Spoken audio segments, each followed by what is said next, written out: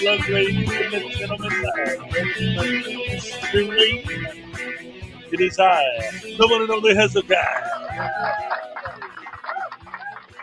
Yes.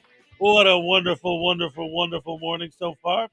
So far, so good. It's Friday. All right. Yes. Thank God it's Friday. Awesome sauce, man. I got a stuffy nose and a sore throat again. I don't know what the heck's going on. It's weird because like when I was living in the Midwest, like I always had sinus problems. Like it was just normal for me.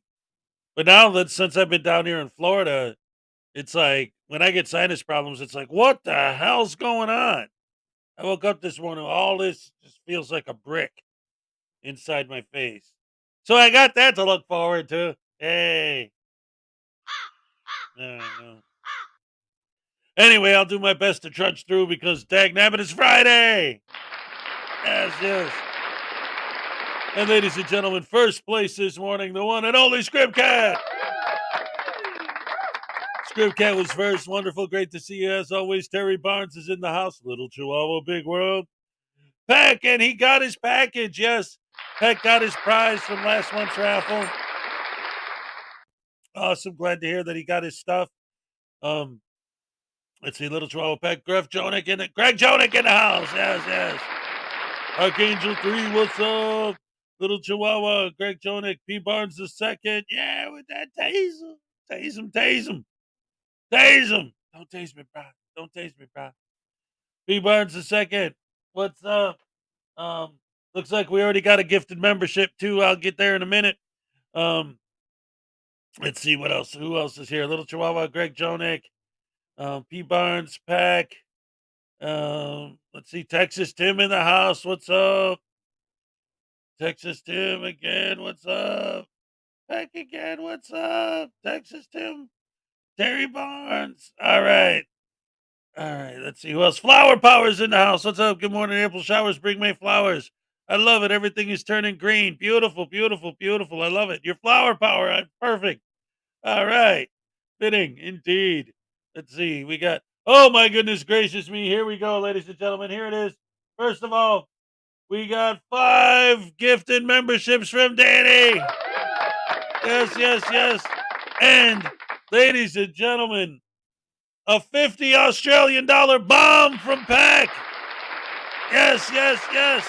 Ladies and gentlemen, we have to start our Friday morning right off the bat with a quadruple dose of the Hezokuai Happy Dance. All right.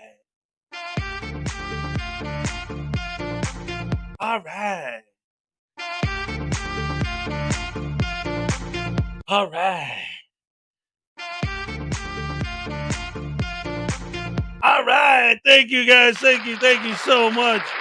Oh my goodness. Amazing. I love you guys. I love your support. It's the best, best, best. Gina Lehue, what's up? Glad you're feeling good. Look at that. Pack with that $50. Wow. Well, 50 Australian, but it's still money. Oh, thank you for the support. I love it. Nikki Smallboy, what's up? Uh-oh, Nurse Ratchet's got the whip out. No. She's so mean. Making that poor little kid go into.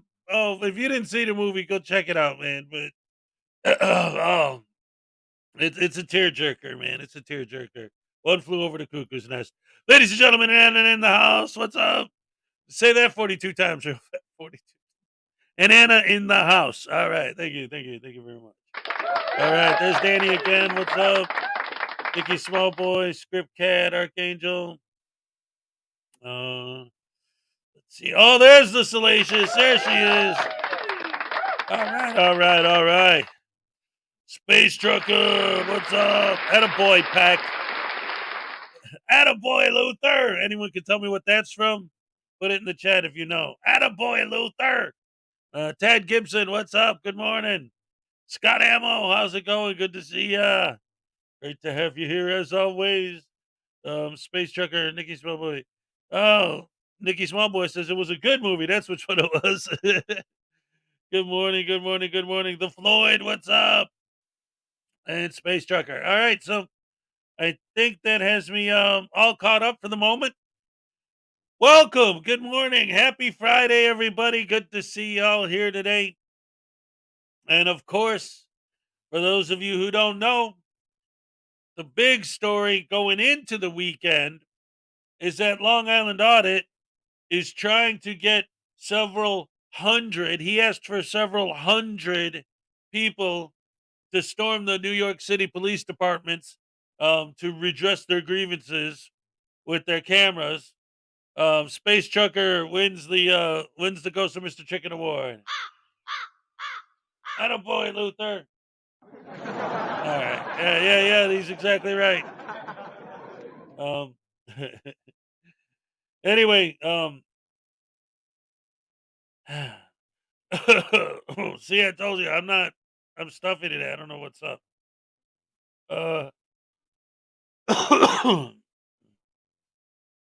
Archangel 3, I haven't seen Renfield yet. Yeah, basically, it came off to me like Renfield uses his vampire powers almost like the way a superhero would, except he's going after just regular people to find victims for Dracula. I haven't seen the movie yet either. I don't know. There's like 3 movies in theaters now that I want to see. So it's like, which one do I pick? I want to see Air. I want to see Renfield. And yes, I have to admit, I want to see this stupid Mario Brothers movie. Anyway, Pat gifted a membership also. That's right. That's already another Hezokuai. Happy dance. All right. Thank you. Thank you. Thank you very much. It's a beautiful thing. I love all the support from you guys. You guys are the best fans in the world. We got Brensley in the house. What's up? No, that's what I was about to get into, Brens. So, so Long Island Audit. Graham, what's up? Graham Gray Fiend. Yes, you. Because every time I say Graham, what's up, he was like, how come you never mention me? You're not getting a donut for missing my name. See, I told you. He already is accusing me of missing it. All right. Anyway, so yes. The big news is, and this is what I was getting into, Long Island Audit is trying to stage a major coup in New York City this weekend. Frauditor is going to cover it live to see if he actually gets anything done. But him and a whole bunch of other frauders, especially like what's funny is his panel, it was him and like hardcore scumbags like freaking media, like actual like dirt on the bottom of your shoe type people and him. But they want to put together this group of hundreds of people to go and storm the police department in New York City on Saturday. So we'll see how that goes. But in the meantime, the big current news for Long Island Audit, because that's what he's setting up for the weekend. But what he did yesterday was he goes into a place and, pisses off all the customers and makes all the people there freak out, as always, like he always does. And then he goes outside and starts handing everybody money. He's like, I want a lawsuit because I do this. So now I want to give back to the community. And so now he's Mr. Beast. Now he's the big hero. Like, it almost looks to me like a publicity stunt to try and make himself look good because he knows that he opened his mouth and wrote a check his ass can't cash. When he shows up in New York, they're going to be waiting for him, and he's going to be able to say, "Look at my last video. I'm a super duper human, awesome guy who's giving away free money. How could you be mad at me?" And love everybody. So we'll see what happens. But anyway, um, here's the thing: watching a guy randomly give people money. What's up, Julie Weaver? Good to see you. Should be a beautiful thing. And again, there are people like Mr. Beast and other people who do things like that. Like, legitimately, that is a thing on YouTube. But coming from Long Island Audits specifically, I can't believe that he's just doing it out of being altruistic all of a sudden. Like, all of a sudden he cares about other people. All of a sudden he's altruistic. All of a sudden he's not pepper spraying random people on the street like other auditors do. No, I'm handing them money. Yay. I don't know, man. I can't. I don't know. No, he's not. That's the problem, Nikki Small Boy. That's the problem. He's not handing out his fans money, and he's not handing out his money. He even says himself, and by the way, Debos, thank you for rejoining or whatever it was you did to join or membership thing, Debos Nation. Hooray. All right. Hezokuai, happy dance for Debos Nation. All right. Okay, here's the point. This is the thing. This is extremely important because a lot of people seem to be missing this. And this was what I was getting at. His whole shtick, his whole thing, his whole argument was that he won a lawsuit and he's giving away the lawsuit money. So it's not the money he makes on YouTube and it's not the money his fans give him. He's saying, well, since the government wants to screw up and have me win lawsuits so that they have to give me taxpayer money, I'm going to give the money back to the taxpayers. That's his argument. That's his reasoning behind what he's doing. So even then, it's not like I just decided to start being a good person. I had a change of heart and I decided to stop annoying people and bothering people and being a dick to people.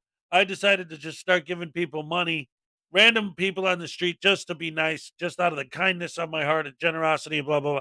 No, it's I want a lawsuit, so I want to stick it to the man because I won, and I'm going to give the money back to the taxpayers as a grand gesture of how right I am and how wrong everybody else is. What's up, Josiah? What's up, Christopher? How's it going, guys? Good to see you. Robin Hood syndrome. Well, that's the thing. It's like, and again, I'm going to repeat this a couple times, okay? Normally, if I saw something like this, and credit where credit's due, the first person who brought my attention to this was David, because I know a couple of you guys sent me emails and a couple of people asked about it. He was the first one who actually mentioned it to me. Credit where credit's due. But again, one coming from him, it's difficult to believe that he just all of a sudden had a change of heart and decided to become a decent human out of the clear blue sky out of nowhere. Especially just a few days before his planned attack on New York City. Like, it's almost as if he's already playing damage control, trying to build something so that if he gets in big trouble on the weekend, he could turn around and say, but look at me. I'm a nice altruist. I gave away all this money. See what a wonderful person I am? And it even seems more disingenuous to me because he did it right after an audit. Like, he goes into the place, audits the place, then goes outside and starts handing out free money to all the people he just pissed off. If they were still hanging out there. I don't know. There are some people who think it was all set up and that it was fake money. Because he doesn't actually film himself giving people money. Like, the camera, like, he's filming himself giving people money, but the camera is never actually on. Like, you never see the actual exchange of cash happen. Um, I don't know. I don't know. There's a lot of things about it. And again, we should be celebrating this. This should be a happy thing that this person is out there doing this. But because it's him, it's really hard to believe that he's just doing this out of the kindness of his heart. And he just all of a sudden out of nowhere changed his ways, especially because he did it at an audit. Like, you finally learned your lesson. You're gonna, instead of harassing people, you're gonna give people free money. That's awesome. No, I'm still gonna harass people, but then afterwards, I'm gonna give people free money. Like, almost like to try and you know, buy something. I don't know. We'll see. We'll see. Um, but right now, let's take Blackheart Knight's take on it and see what he has to say. So that's where we're going to start the show today with the Blackheart Knight talking about LIA. Hey, hey, hey, what you say? LIA is a poo poo pants. Hey, hey, hey, every day. Um, yeah, no. See, that's the thing. Here's the thing. A lot of people are saying that they think it was fake money or that it was staged. I don't necessarily think that. I think because I actually went back and watched the video because there's one point where one of the guys he gives money to is talking with the money in his hand. And I actually went back and paused it and I put it in 1080p and I zoomed in and the money looked real to me. I used to work in retail, so I have a pretty good eye for spotting fake currency, although I'm not an expert at it, but the money looked real to me. So I'm not accusing him of handing what's up, Miss Mandy? I'm not accusing Long Island Audit of handing out fake money. I'm not accusing him of having the whole thing staged or whatever. Um, I think he genuinely went out and did it. My point is, it's not like all of a sudden this guy decided to become this wonderful, generous person who's just out there helping the community and giving free money and doing like Mr. Beast kind of stuff, making a YouTube channel based on generosity. But it just doesn't make sense to me that this guy, I don't believe that he had a change of heart, is the point. Either that or he knows damn well that what he does every day is freaking horrible. He knows it's terrible. He knows we're right. But this is okay. Let me go back for a second. Hold on. Wait a minute. Let me full screen this for a second because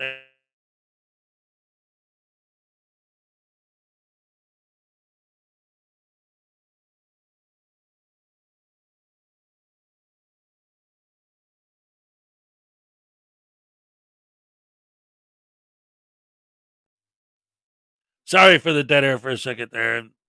I told you earlier I'm having some issues. I think I have a cold brewing. Hopefully it won't knock me out for tomorrow's show because tomorrow's show is going to be a banger. All right. No, I'm not saying there has to be evil behind it. That's not what I'm saying. Here's my ultimate. This is my theory. Because right now I've been talking about a lot of different things that a lot of different people have been saying, and I was about to share Blackheart Knight's theory. But before I do that, since this is my channel, let me explain to you guys specifically what my theory is on this whole thing. What I truly believe, this is what I actually believe. This isn't like, oh, these people are saying this, those people are saying that. Here's what I'm saying. I think that way deep down in his heart, Sean Paul Reyes knows that frauditing is wrong. I think way deep down in his soul, he knows that we're right. But he's so big. His brand is so huge that he can't stop. That's his full-time job, and he's making a good living doing it. He can't stop now. It's too late. That boat's sailed, and he's burned way too many bridges. He can't go back. But he can keep doing it, but start following it up with things like this. Things where he can take that guilt that he has because he knows what he's doing is wrong and say, okay, I'll start doing nice things. He's trying to bring himself back slowly into being a nice person, being a good person, acknowledging, like trying to make up for what he did that was wrong. That's what I think. Again, I could be wrong. Maybe it is just a stunt. It's just as likely and just as believable that he set up live on panel with millions of people potentially to see on the internet this whole big attack that's supposed to take place on New York on Saturday, tomorrow, and realized afterwards that he bit off more than he could chew. And again, I think the first thing I said is what I think is actually going on, but I think it's just as likely that he's playing damage control ahead of time. He knows that if New York works the way he wants it to, it's going to be a shit show, a dumpster fire, and he's probably going to get in huge trouble. And so he's going to have this video of him handing out free money to turn back on and argue in court. Look at me, I'm a nice guy. See, this is what I do. I don't go around bothering people. I go around giving people free money. See, I'm a nice guy. Please let me go. Um, I don't know. Let's see what Blackheart Knight thinks.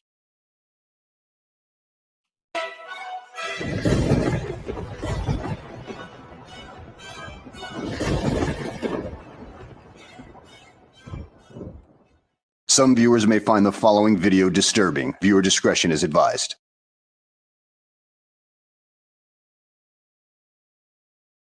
Well, hello and welcome back to the channel, everybody.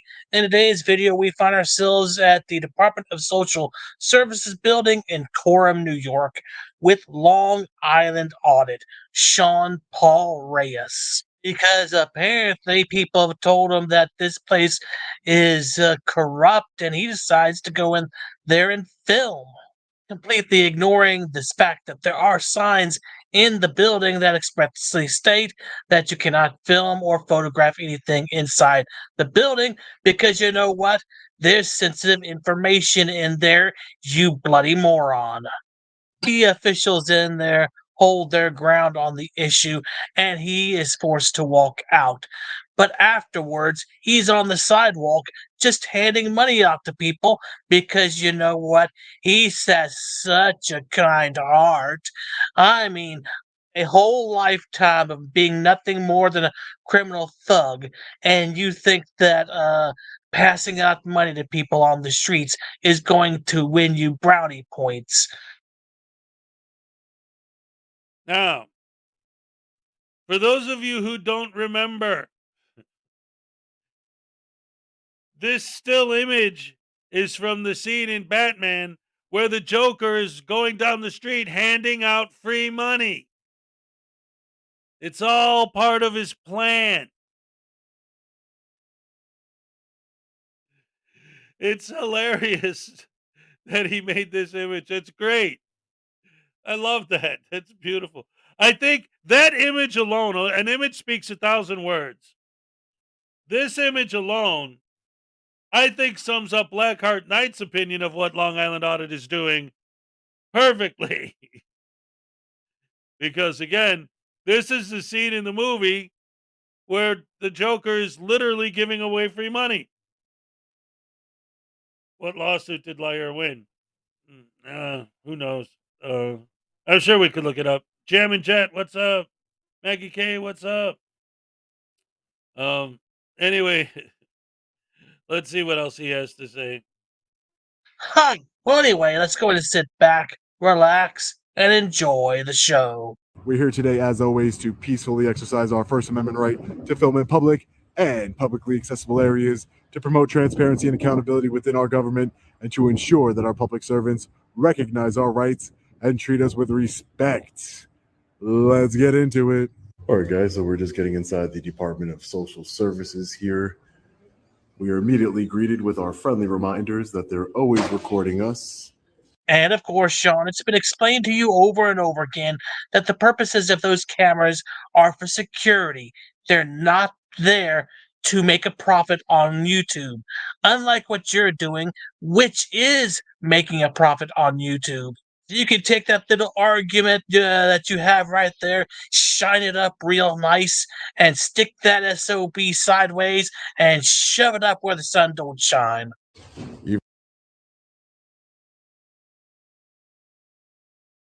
Ladies and gentlemen, we got to take a moment to acknowledge the gifted memberships from Pack. No, not that one. Yes, that one. All right. Thank you so much, Pack. You're being too generous now. Come on, buddy. Let's go. Let's get you your Hezokuai happy dance. All right. Thank you very much. Listen, Pack, it's not that bad. I love and appreciate the fact that you're that concerned, but you got to remember, like, yes, the shipping to Australia was very expensive, but you already gave me money and you won a raffle. So half of that stuff, like, I owed you. So, like, the shipping charge is one thing, but I mean, like, you don't have to pay for the actual product itself. You won it. But thank you. I appreciate the generosity, man. You're awesome. Another round of applause for Peck, ladies and gentlemen. Our favorite hashtag shut up, Peck. No, that's like yesterday. Jerry was on and it was a hashtag kick Jerry. Kick him out of the stream. We have a good time. We tease each other a little bit because we're a family here and families do that sometimes. Tell us how you really feel, Blackheart Knight. Yeah, right. He's really I'm like, because I appreciate the sweet and niceness of giving out free money, I'm kind of trying to handle this thing with soft gloves. I don't want to, oh well, that is kind of cool that he did that. But Blackheart's like, nah, he's lying. I love it though. Because again, that's the problem. This, ladies and gentlemen, it just hit me. This Mrs. Schrodinger's cat is in the house. Welcome. Great to have you here as always. You know what? Right off the bat, before anything, I'm giving Mrs. Schrodinger's cat a free Hezokuai happy dance. All right. Oh, thank you so much for joining us. Oh, beautiful to have you here this morning. Mark Baggett, what's up? So anyway, getting back to it. Oh, Maserati 5000 GT, what's up? So, okay. The whole deal with this thing, it just hit me now. This literally is what they were talking about. Like, this right here is a real life example of what they were talking about with the boy who cried wolf. Long Island Audit has been a disingenuous butterbrain douche canoe for so long that now, even if he is out there handing out free money just out of the pure kindness of his heart with no other intent behind it at all, even if that is true, we're so used to him lying and being disingenuous that that it's like impossible for anyone to believe that he's doing it with good intentions. Boy who cried wolf in real life, literally. Like, this is it. Okay, not literally he didn't cry wolf, but you know what I mean. What? Damn crows. They won't leave me alone. I love you guys. Yeah. Even though it always seems to be a problem when we record them, let's hope that's not the case here today. Multiple people have gotten many emails that this Department of Social Services here, first of all, has a sign that says photographs and video recordings are not allowed. Second of all, that Well, Sean, I hate to call you a liar, but I'm going to do so here and now because you know what? If there are emails, why haven't you shown them? I mean, if you're going to say something, at least have the proof to back it up with. they treat people very badly here and don't. Ladies and gentlemen, we got $5 from Kingston 2000. Yes, listening live. I'm so happy I could dance. I can't believe I could be so excited to open my eyes at 4 a.m. I absolutely enjoy your show. Now let's dance. All right. Thank you so much. I appreciate that. It's funny because what's up, Arby? I don't know if I said hi earlier. It's funny because where I'm at today, obviously the big boost I got was from Schrodinger's cat. That's why he'll always be number one. I mean, he's the cat. What are you gonna do? Everybody knows he was the master. But like if this was a talk show, he'd be the Johnny Carson. Like he was the master at it. But the first boost I got was from Law Talk with Mike. Then I got a boost from Schrodinger's cat. And then when it comes to this stream right here, when I first started doing this, I had Team Skeptic up here a few times. And then when he was in Europe, because of the time change in Europe, what's up, Care Bear? Good to see you. Team Skeptic was always up and about in the afternoon when I was on. So he came up here a couple times while he was in Europe. And Team Skeptic several times gave me a bunch of advice. And I've been slowly implementing it because I didn't want to just like change the show all at once and shock everybody. But I have been following his advice and it has been working. Like my name change was his idea. And what I'm learning, and from that last super chat is a perfect example, is he was right. When he told me, he's like, look, if you're going to do mornings, then be the morning guy. Be the guy that like people wake up and, oh, when you get up, you're well, the first thing you're gonna want to do, now you're happy to wake up because you get to watch Hezokuai. Like make it a thing. Like give people the mornings. You're the morning guy. And then Archangel 3 said, "Dance for me." All right, thank you so much. I appreciate the super chat. What? There's going to be a lot of miscues today because I think I told you yesterday my sticker fell off of my applause button. So now I keep accidentally hitting the wrong button. And the one right next to it is the good old slap. And then $4.99 from Adela.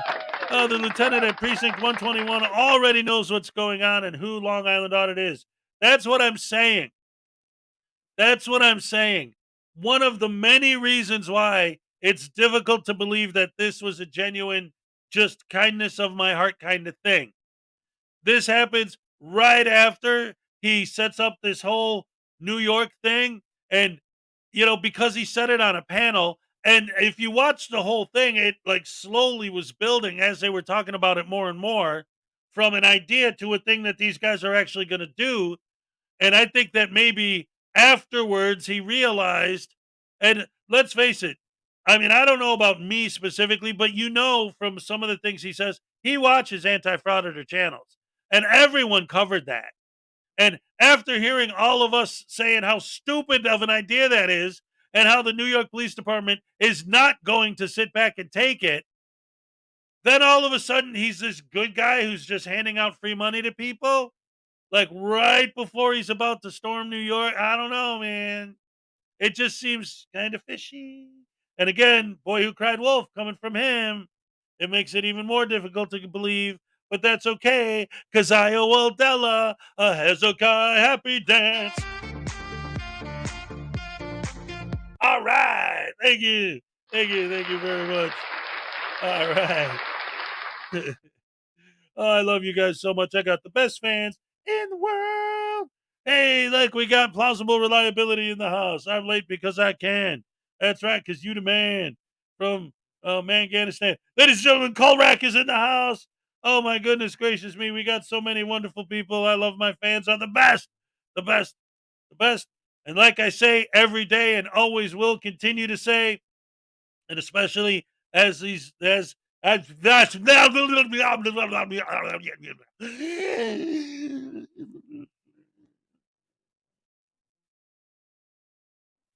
if you boil cranberries in applesauce, it tastes more like prunes than rhubarb does. Now tell me what you know. Anyway, listen, this thank you. That was Groucho Marx. So I always say that not only do I say I have the best fans in the world. That's right, Script Cat knows what's up. Um, Not only do I say I have the best fans in the world, but I have physical evidence to prove I have the best fans in the world, starting with that painting on the wall right there, which was painted by my fan, Judy Johansson. That's right, she painted that for me as a Christmas gift last year. Salacious, my very own producer, Salacious, handmade these voodoo dolls. This is News Now Voodoo. He's the man with the plan. And there's another one. There's his cousin right there. I don't know if he even has a name. I keep asking him. He won't tell me. He's giving me the Fifth Amendment, silent treatment. I got this stuff. In fact, in Peck's prize that he got today, he actually got something that was handmade by Leland Squirrels. And I still got that because most of the stuff she sent me, I gave away as prizes, but I still have this hacky sack that was handmade for me by Leland Squirrels. That Debos Nation t-shirt was a gift from Debos Nation. And over there, you can't really see it from here, but that Kick hat was a gift from Kick. And that Frauditor Troll shirt was a gift from Frauditor Troll. I got the best fans in the world, and I have physical evidence to prove it. That's a fact. I love you guys. You're the best ever. Now let's get back to Blackheart Knight ripping a mud hole, stomping a mud hole in Long Island Audit's bunghole. Don't help people the way they should, so we're here to investigate that and see how they treat us here today. Some more friendly reminders that they're always recording us.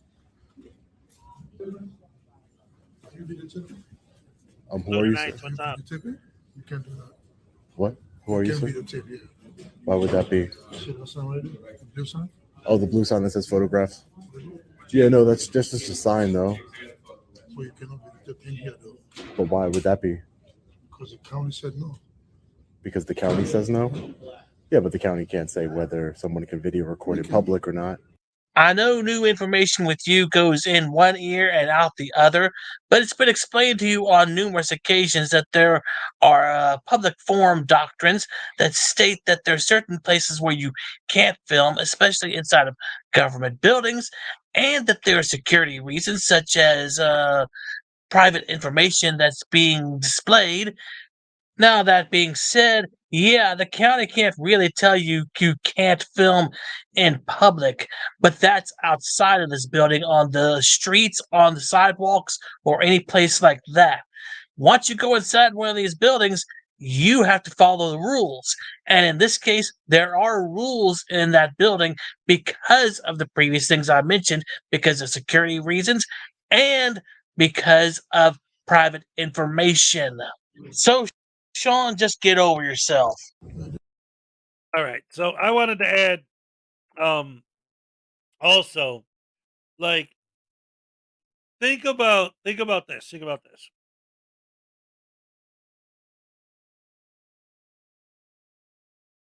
What is it Like, what would you call it? Now, these guys call it standing up for our rights and our freedom, right?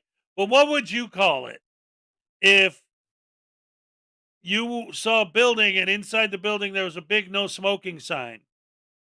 So you walk up, sit under the no smoking sign, and light a cigarette. Like, and then somebody walks up to you and says, "Hey, there's no smoking here," and you say, "What do you mean?" Well, why would you say that? Dude, there's a sign right there that says no smoking. Yeah, but I mean, I didn't think that you guys meant that. I thought that was just a sign somebody threw up there for no reason. I didn't think you guys actually meant that you didn't want people to smoke. That's literally what he's doing. He walks in there, he knows there's signs saying you can't record. That's why he walked in there. Because there's signs saying you can't record. And he filmed the sign saying you can't record. So he's absolutely 100% aware that the signs say you can't record in the building. Now this guy walks up to him, "Sir, you can't record in here." "What do you mean?" Why'd you say that?" "Well, the sign's right there. It says no recording." "Oh, but that's just a sign." So, like, okay. This is the same video where in 20 minutes he's going to be giving away money. So when he's giving away the money, we're supposed to believe that now he's honest. When in the same video, he's, "What do you mean no recording? What are you talking about? I have no idea what you're talking about." The sign's right there. "Sign? You have a sign? Why, I thought you just slapped that on the wall because you like slapping things on walls. I didn't think you meant it." Playing dumb. What's up, Gamer88? Obviously, intentionally, disingenuously, pretending he has no idea what this guy's talking about. The whole purpose he went in there in the first place was because of the sign. Heck, that was Leland Squirrels. Leland Squirrels made that for you. What's up, Mark Rules? No, they can't. They can't say whether someone can video record in public or not. You cannot videotape in here. Just Oh, I most of can. the place. No, that's a policy or a sign, but it doesn't trump the fact that I have the right to film in public. I have the right to gather content in public. Can I get your name? So what you're saying is that even if the county said you cannot do it, you want to break the rules of the place. Well, no. What I'm saying is that the rules that the county put in place are unconstitutional, so that way they don't apply. Unconstitutional, yeah, correct. So that means they don't apply. They don't apply because I have a right to record in public. Or I have a right to record government officials. Do you work directly for the county, or you are a private agent, private security company? Do you work directly for the county or a private security company? Breaking the rules of the place. I'm trying to tell you the rules. Attention all clients in the lobby, this is DSS Security. We have a gentleman in the building who exercises his right to videotape. If you would not like yourself to be on video camera, please exit the building so he can finish doing his videotaping. So that would never, I've never had that happen before. This guy right here. I'm not here for any of you. I'm here for them, and that's what they don't understand. Well, Sean, you are apparently a disruptive influence here, so it'd probably be time for you to pack up and leave. And later on in the video, you say that you didn't see anybody leave after that announcement. Well, if you take a look at this part of the video, you'll see these two gentlemen right here behind the officer stand up and walk out. And there will be a couple others that I notice in just a moment that do stand up and walk out with them. So, Sean, that tells me two things. One, that you're a damn liar, and number two, that you're not very observant, and I wonder which one is more probable. But in this case, I think the more probable thing is that you are neither observant nor honest. Buddy, you just I don't came have in. to, sir. I'm not trying to. You don't have to? They're trying to escalate it. I'm not here for you, man. I'm here for them. See, look, he doesn't care. Why are you doing this, man? Why are you doing this? You're trying to start something that doesn't need to be started. It's just they conducted personal business and they wouldn't want that on the YouTube. But no one's. But I'm not. But I'm next. I'm not next to anyone. I'm not gathering anybody's personal information. I'm not doing any of that. Well, now there's your reason to leave right there, Sean. He just explained it to you, and you're not going to listen because you're a hard-headed little SOB. In addition, I do believe that you don't recognize the fact that cameras do have a zoom option in which people can and will use that to gain personal information in places like this. So, which means you can steal people's personal information and not be standing right next to them, you moron. That's not my intention here. Which is crazy. So what is it? Well, no, it's not about that. It's not about that. It's just to promote, transparency in our government. I've gotten a lot of complaints that people have been treated badly here and they're not getting the service by people. That's what I've gotten. Yeah. That's crazy. Ask him what? Oh, you didn't say anything? But you did. So you can't say it to me. You could say it to him. You can do whatever you want. Okay. But why wouldn't you be man enough to say it to me? Talking to the guy right here.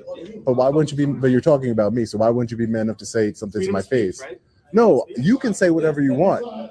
You can say whatever you want. But what I'm saying is, why wouldn't you be man enough to say it to my face? That's what I'm asking you. Sir, I'm not looking for an altercation. No, but you are because you're talking about me. Freedom of speech. Yeah. Can I get your name? No. You work for the county, sir. You're a public servant. Seen in the gas ass? I'm not trying to. If anybody wants to be blurred out, they can be blurred out. It's not about exposure. Yeah, not you. You work for the government. How do you know that? Do I have a case open? No, I'm here because no. Again, if anybody wants their face blurred out, they can get it blurred out. But I'm here for the government because at the end of the day, many people, anybody that doesn't want to, Just told him, you said no. everybody that didn't want to, that works, that's a member of the public. Not that I have to, but because, I'm a good guy.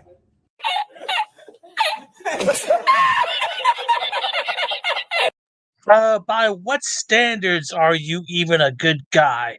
Because your criminal record doesn't exactly say that you are a good guy. And the way you come into government buildings like this to intimidate, harass, belittle, bully everybody is not exactly making you out to be a good guy at all. So please use another lie that would be more believable. I mean, you gotta find something that can work with you. But it doesn't. Okay, and again, I'm going to point out everyone on the pro-frauditing side is celebrating the fact that in this video, he's giving away free money at the end. Like, he literally goes outside and hands out money to people. But if that was the video, I'd be like, wow, maybe this guy had a change of heart. But he does this first. It's literally like, I'm going to go in there and intentionally piss everybody off and then go outside and start giving free money to people, maybe to calm everybody down and get them to say, oh, all right, maybe he's a good guy after all. Like, it doesn't seem like, I can't believe that he's just doing it to be generous.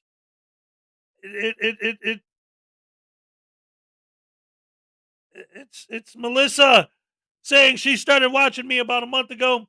She went back to my old content and it's all good. Thank you for the good mornings. Thank you for the support. In fact, one of the things I have had planned for the show this morning was because a couple of people have requested that because my channel's been growing and I've got a lot of new subs, that I should maybe start including some of my older videos as part of my show just to get people more familiar with my work. But I appreciate that very much. Thank you. And welcome to the Rash family. And just for that, no, not you, Graham. You've been here since day one. Just for that, Melissa. That's right. I'm going to give you your own special Hezokuai happy dance out of appreciation. All right. Thank you. Thank you. I appreciate it. Thank you so much. All right. He'll make his money back from the publicity, just trying to copy Mr. Beast. Well, that's what I'm saying. Like, if he was just out there giving away free money, then it'd be like, all right, cool. But, yeah, doing this first, it's almost like, it's almost like with the prank channels. You go around pissing everybody off and then turn the camera off and say, oh, it was just a gag. I'm sorry, buddy. Here's $50. I'm sorry, you know.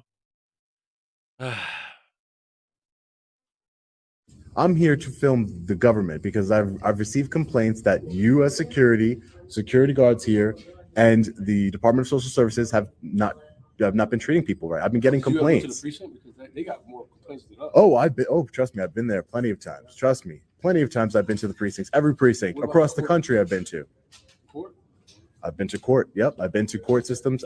Listen, it's not just about this office. It's about the government versus the people in general. You can go to the White House. Yeah, the White House. That would be a good one. You're speaking to right now? Who's that? The guy you're speaking to right now? Yeah, what about him? He's a client. What about it?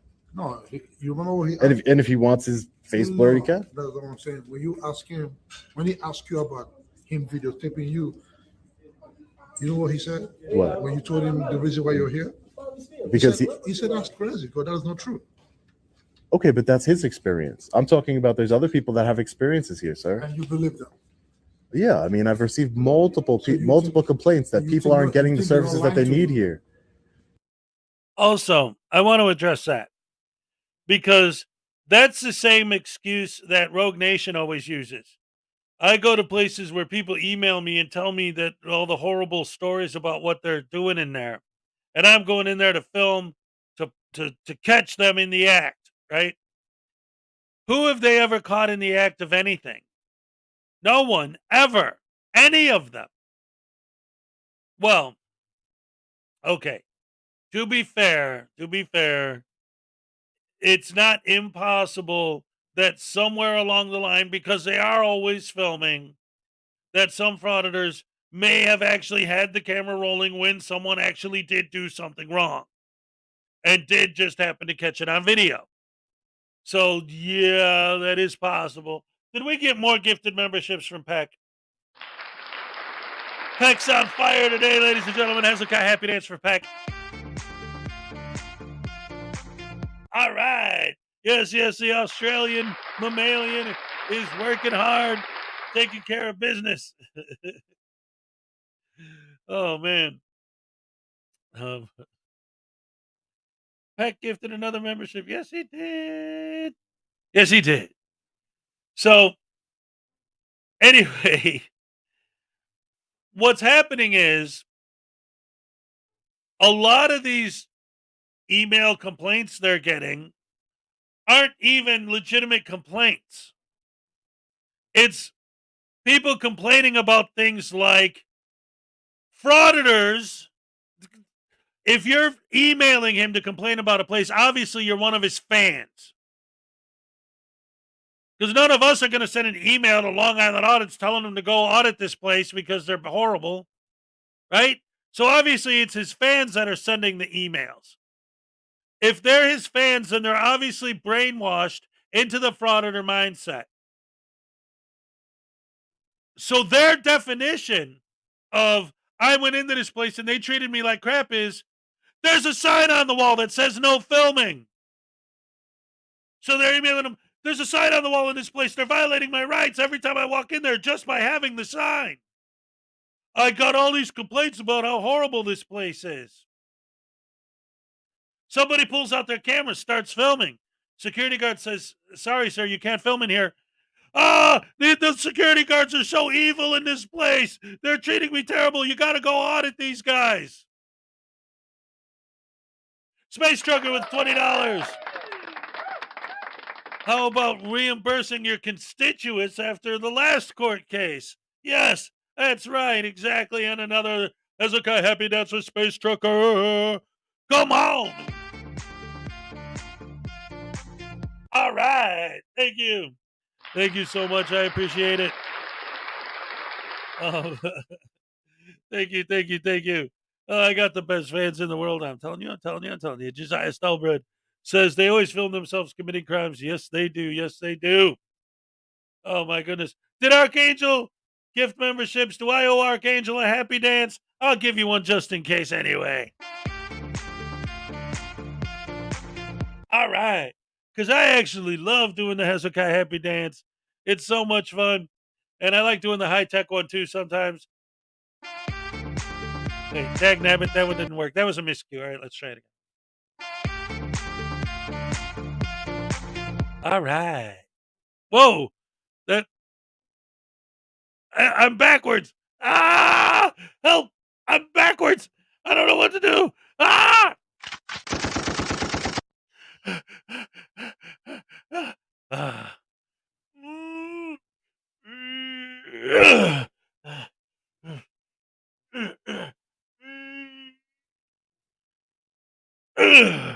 No. Try it again. All right, I fixed it. Sorry about that, guys. Sometimes my computer gets a little wonky. Bano, what's up? Long Island Audits will probably film the other frauditors getting arrested tomorrow while lurking in the background with Creepy David. That's right. And if he does get arrested, all of a sudden, I'm the guy who gives away free money. I'm just a nice, sweet, innocent guy who gives people money. You got to let me go. What's up, Ace Horseman 99? Good to see ya. All right, let's back to that. You think they're not lying to you? So multiple people have told me that they're not getting the services they need here, and then one person told me that that's impossible. So you do the math. I'm asking. At this point, Sean, really, you are going to need a lot more proof than what you say is true, because you know what? Your word is not exactly legitimate here. So if you could kindly produce those emails that you mentioned before so you can prove your point. But of course, you're not going to do that because they don't exist. If they did exist, then you would have shown them already. But since they don't, that makes you a damn liar.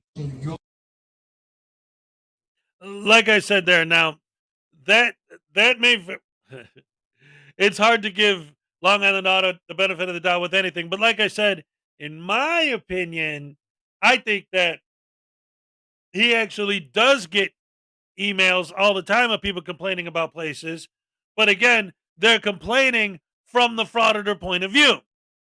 Just like from think of like the sovereign citizen point of view, right? If they put in a complaint against a police station, what's up, holding my groin, for pulling people over for not having license plates, obviously that's insane and it's stupid, but that doesn't mean that those guys aren't complaining about it.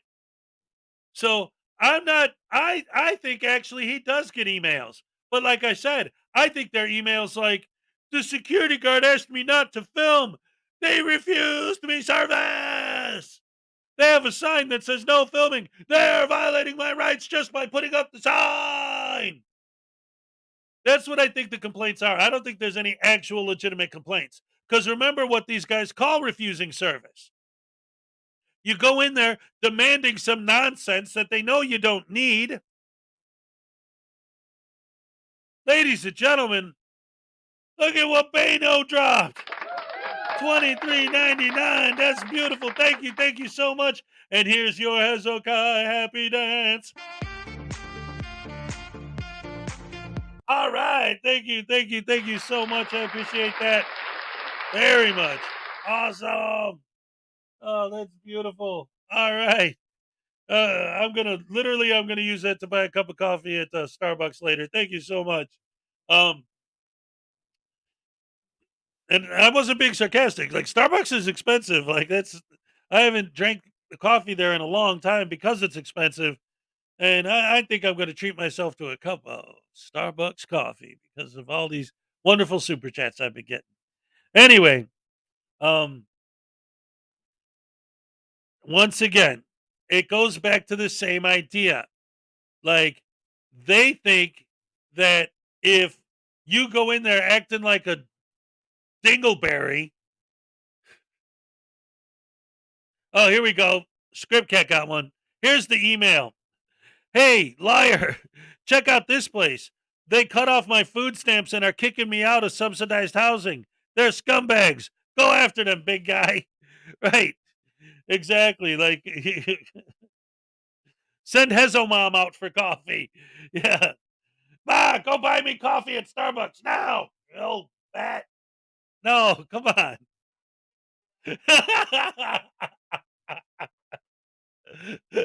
She just said, I'm going to kick your ass.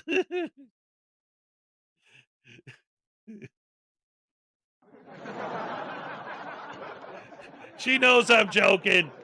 Script Cat says hashtag Hezomom. That's good stuff. She's about to beat you with a slipper for that one. Yeah, that would actually make for great content, but she doesn't get violent. Oh, and I got $2 from Melissa. Happy Friday, all you beautiful people. And here's your Hezokuai happy dance. All right. Thank you so much. Oh man, I really do love you guys. Best fans in the world, no doubt. Now let's look at Long Island Audit. Tell some more lies and build some more false narratives and be more of a butter-brained douche canoe who uses tennis rackets for oars on his douche canoe. I think they're all lying to you. All right? Well, their way, if they get their way, that might be the case. But again, I'm here to peacefully exercise my rights. So I'm seeing how. What did you just say? Yeah, they're complaining because they didn't get their way. Exactly. No, if they wanted to, but they've already announced that I'm here. So Thank you, Mike. but nobody was here. That's what you should do. Okay. To find out the truth, interview them. No, personally. listen, man. I'm not here. I wasn't here. My You're making prejudgment based on no, based on what people have told me that's been here. everybody that comes through, you can see a smile on their face because they got assistance. There are people that fucking And I hope they do get they're gonna give assistance. you the wrong story. No, that's you don't know everybody's story, sir. I know my story. Yeah, I sure. sat up both ways over here, but when So tell me your good story. you don't get your way because somebody else did something. That's not No, but okay, so I've heard bad stories here. Tell me your The story. same rules for everybody. You gotta follow them. If you want Okay. assistance, you gotta do what they ask you. Okay, but again, sometimes people get treated in a certain way, sir. That ain't true. You wouldn't know. You can't see everybody. You don't know how everybody acts here, sir. I understand, but I've dealt with all these people. Yeah. I was a client, I'm a landlord, man. I think I can roll with them. Nothing but whatever to me. Like I want people to get the help they need. I want people to be treated with respect when they come here. That's all. No matter what I've treated everybody. Listen, and I've treated everybody. I like to think I'm treating you with respect, sir, and I would like to think that I'm treating everybody here that I've talked to. I'm trying to treat with them with respect. But when it's different when you say, "Hey, everybody, he's recording you." If people want to have a problem with the recording, I said I will gladly. I understand they're here to get services. on the seat for the camera or whatever. It is. Be extra than No, that. but I'm not. I don't want to be. Privately ask them before you start filming. Hey, would you mind going on record? And I'm sure someone will give you some. Say, Yeah, I just want everybody to be treated equally, man. That's all. My issue's not with the people. And that's your account. That's great. That's one person's account. See, and that right there goes to prove once again the dishonesty of people like Long Island Audit. Because that guy, that's just random dude, explained to him exactly what we're always saying. It doesn't make sense. Okay, let's play devil's advocate. Let's say that he legitimately is getting legitimate complaints about the employees there treating people badly. They're treating the customers poorly. How is going in there and picking a fight over their no filming policy going to in any way catch anyone doing that? How is him going in there and intentionally beefing with them over their no filming policy going to in any way expose any of the people who work there and are treating the customers so bad? How is he going to be able to catch any of that if he's busy playing the I'm not allowed to film with that sign game. There are a million other things he could do to get that information. He could FOIA the footage that he always says, oh, anyone could FOIA the security cams. He could FOIA the security cams and actually see how the people who work there deal with the public and actually see for real what they do. I just said do. Hey, I watched the new episode of Beavis and Butthead yesterday, all right? And on top of that, I got a $9.99 super chat from Just Jenny. Glenn says the people in the end are friends of Long Island Audit who give his money back to him. Sounds like him. Yeah. Here, I'll get into that in a second. But first of all right. Thank you so much, Just Jenny, for the $9.99. And as far as the comment, I'll tell you what, there have been a lot. You could look it up. There's been a lot of YouTube videos where they've exposed people who try to kind of be like Mr. Beast, but they don't have the beginning money, the funds to start, and they'll film themselves giving people stuff, and then when the camera's off, make the people give the stuff back. Oh, that was just for the video. Come on, I need it back, you know? And there's footage that other people have caught on their cell phones of them getting the stuff back after supposedly giving it away. So, who knows? Maybe he did do that. Maybe he saw one of those videos and it gave him an idea. Again, I think I have a couple different ideas of what might be behind this. And one of them is that he may be playing damage control because he realized very quickly that when he called for this big thing tomorrow where he's going to get hundreds of people to go to New York, and it's probably going to fizzle out and turn out to be nothing. But it would be very fascinating to see if it does turn out to be something big. But he organized this whole huge storming of New York or whatever that he's trying to do tomorrow. And I think he realized that he bit off more than he could chew and is now trying to play pre-damage control by having footage that he could point to in court saying, hey, look, see, I'm just a nice guy who gives people free money. I'm not this bad guy. That even though the first more than half of the video is him being a douche canoe in the social services office. Ugh. Well, I'm going to have to cut out a lot of this video because for the next 20 minutes, he goes through the same circular argument with the security guards over and over again. So I don't think we really want to see that because we get the point by now. So let's go ahead and skip to the part to at least one of the parts where he gives money to somebody. And it becomes a moment reminiscent of a 1989 movie that I will reference in a minute. Many minutes later. This is not a prank. Oh, this is a YouTube video? Or? 3. You're welcome, ma'am. Let me put my cigarette. 300. Like I got a broken rib. I'll go to the clinic. 400. And. Oh my God. $500, sir. Yeah, man. Yeah. Oh, that's what I just said my back. I'm sorry. I'm sorry. I'm sorry to hurt you. A little longer than a few minutes later. Today, can you hold this for me? No. I want to bless you today. No. I want to help you. No? I just want to help you, man, from my heart. Here, 1. Here, 2. 2. 3. Hold on, I got 3, 4, and 5. 4, and then 5. This is to bless you. You guys are together. He's going through some stuff. He's going to help him out. Okay. Sean, that's awfully nice of you, but here's the thing. A couple of charitable acts doesn't exactly make up for a lifetime of being a scumbag. In fact, do you want to know what this reminds me of? Go ahead and roll that clip. Just. And now, folks, it's time for Who Do You Trust? Hubba, hubba, hubba, money, money, money. Who do you trust? Me? I'm giving away free money. And where is the Batman? He's at home, washing his tights. Yes, that was from the 1989 Batman movie with Jack Napier, aka the Joker, played by Jack Nicholson, was a street thug who turned into the aforementioned Joker, who had a life of thuggery and everything like that, just like Sean Paul Reyes. And in the final act of the movie, Joker decided that he was going to be a charitable individual and throw everybody money. But you know what? He gathered them there for another nefarious purpose.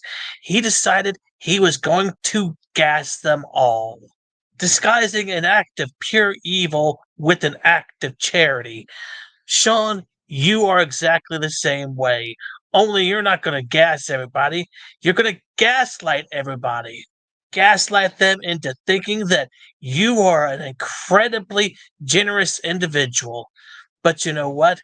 You're nothing more than a showman and a scumbag. That's all you are. All you ever will ever be. You are truly a disgusting person. Well, at any rate, I hope you guys enjoyed the video. Thanks for watching, and I will see you on the next one. All right, all right, all right.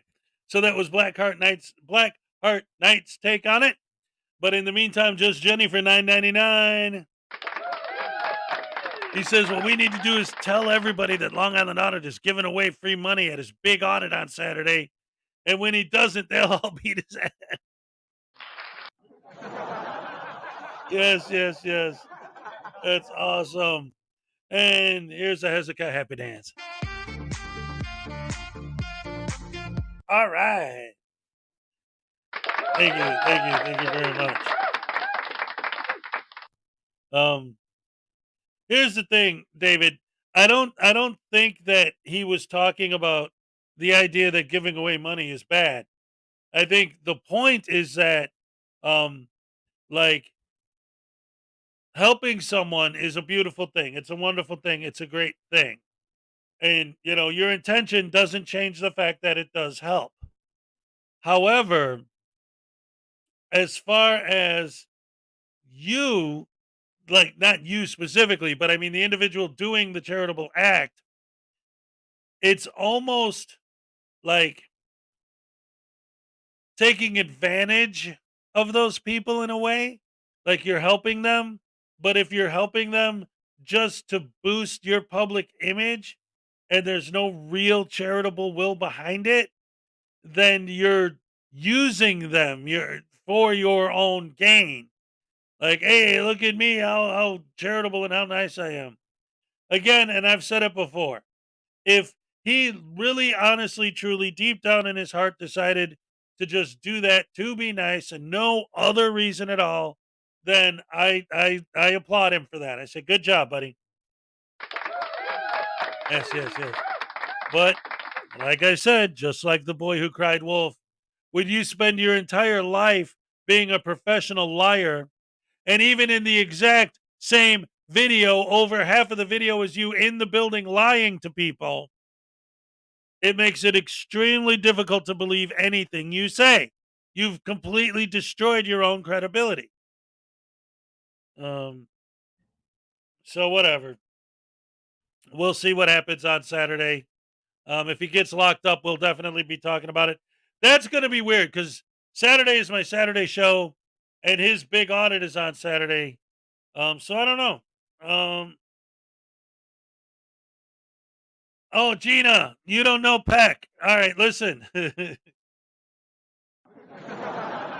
right, Gina, you're new to the channel, so I have to explain Peck to you.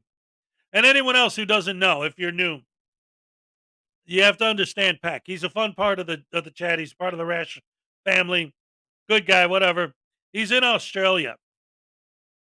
And when we first started, a lot of people, like, when they found out he was from Australia, I mean, he's been with the channel forever, so a long time ago. But people would be asking him, what's up, Dino? Smoke and mirrors. That's right. But so anyway, going back to the Peck thing, when people first found out he was in Australia, people started asking him some questions, and it was kind of silly because it was like, the questions were coming from like this assumption where like there seems to be this idea in America that Australia is literally just a desert with nothing but kangaroos and crocodiles and no civilization at all.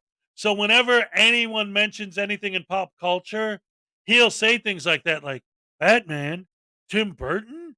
Ooh, what's that? I've never heard of that. Right? Like it's an ongoing gag. Like you'll say something in the chat about, you know, oh yeah, my favorite band is Led Zeppelin. What is a Led Zeppelin? I have never heard of such a thing. We don't have stuff like that here in Australia. All we have is crocodiles and kangaroos. You know, like it's a gag. It's an ongoing joke in the channel. Um, a perfect example of that is his question was, "Oh, Tim Burton directed a Batman movie?" Like anyway, it's a thing. Peck goes out of his way to pretend he doesn't know what we're talking about as a joke, like because he's from Australia, he's never heard of anything. See, he knows what's up. Batman was Adam West. Adam West, Adam West. And R.I.P. Adam West, man. I could listen to that dude. Like, are there any books on tape with him reading? Because I could listen to that dude's voice all day. Oh, Adam West, I'm a man who loves his taffy. Oh, and I love taffy. Plus, everything is upside down in Australia. How come you don't fall off?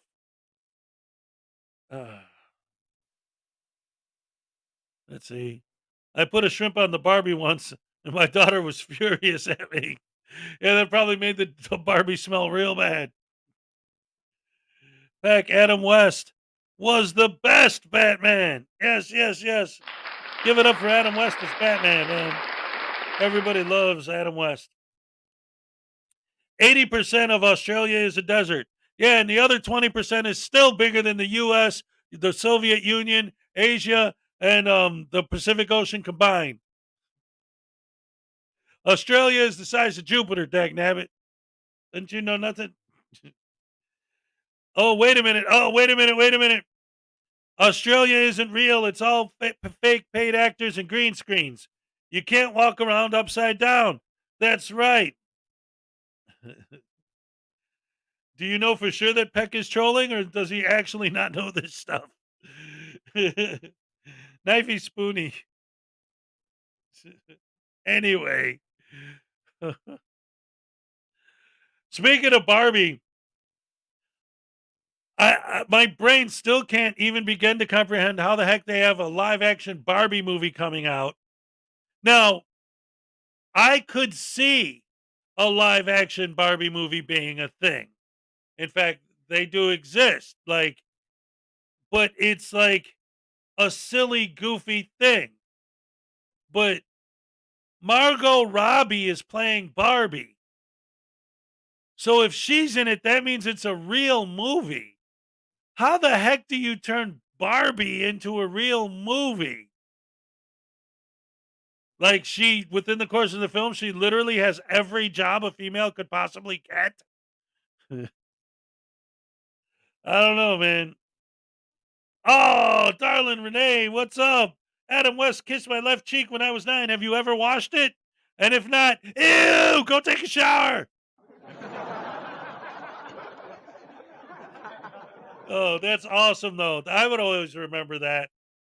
You know, I've never met any real celebrities. I've met a couple pseudo celebrities. And I always remembered it. But Adam West, oh, that would be great. Um, the only ones that I've met were I gotta think about it. Um, yeah, because see, I've never really met any celebrities. Um, the closest things I've come were one time I went to a King Diamond concert, and me and my buddy got out of the show, and we were hanging out in the back where nobody else was because we just wanted to stand back there and smoke a cigarette. And it just happened to be we were in the path that he was taking as he left the stadium. Well, theater, you know, it was a tiny little shit club. But we just happened to be right. He walked right past us on his way to the tour bus. So he made eye contact with me for like 1 second, and it was great. I don't know what he did or how he did it, but it was like one of the greatest rock and roll heavy metal moments of all time because I went to see King Diamond live, and his whole shtick is that he's like this scary, you know, like almost like a vampire character or whatever. And then after the show, and it was a great show, and it was all fun and everything. I'm standing outside with my buddy, and we're smoking a cigarette, and King Diamond walks past us, and we're like, dude, that was a great show. And he just makes eye contact with me for just 1 second, and I swear, the look in his eyes, the hair on the back of my neck stood up, and I almost shit my pants. Ladies and gentlemen, King Diamond scared the living hell out of me, and it's great. That's a beautiful thing. Did you want to faint? It was insane. Let's see. Wait a minute. We got 5 more gifted memberships from Danny. Yes. Thank you. Here's your Hezokuai happy dance. All right. Thank you very much. I appreciate it. Oh, wait a minute. Since everything's upside down in Australia, does that mean strippers actually put their clothes on? Oh, that's awesome. And then the only time I ever actually met a celebrity where I like actually sat down and have a conversation, I did talk to Roger Ebert once. But he was in the middle of doing like 12 other things. He was literally in the middle of filming a piece for his show. And it was just in between takes. I was like, hey, what's up, Ebert? Big fan, and oh, thanks, blah, blah, blah. But it was just it wasn't like a real like sit down conversation. But the one person that I actually ever did talk to, and none of you are going to know what the hell I'm talking about.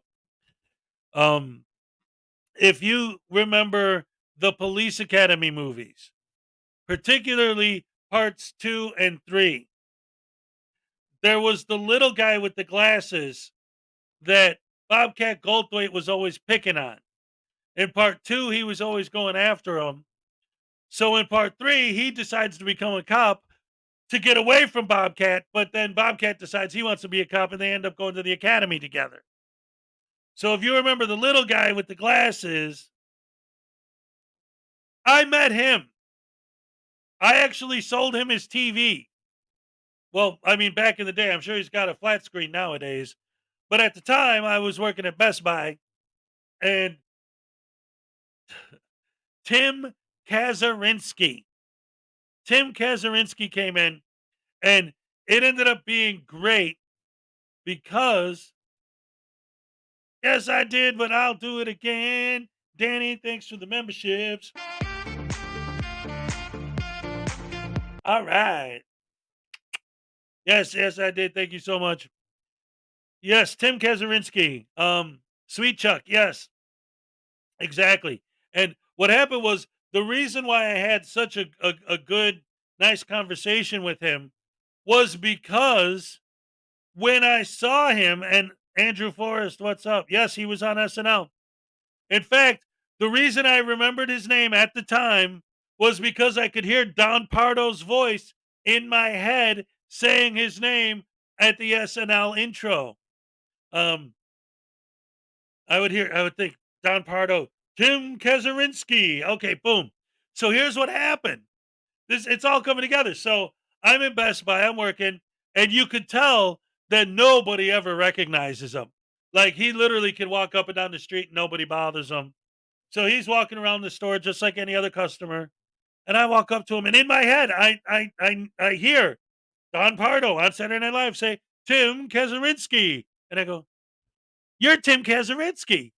He goes, yes, I am. And boom, just the fact that I knew his name and I pronounced it properly, immediately he's like, okay, he like announced to the store, I'm here to spend money, real money, and this dude's helping me. I don't care. Anyone else wants to be this is the guy who's helping me today. And then me and him, we walked through the whole store. We did the tour. I ended up selling him a big screen TV. This was back in the days before flat screen TVs, but it was really cool. It was really cool. So yeah, I met him. That was cool. You met Dan Aykroyd and Steve Martin while they were making Sergeant Bilko. That's awesome. That is awesome. Long Island Audit should advertise man girdles. Yes, yes, yes.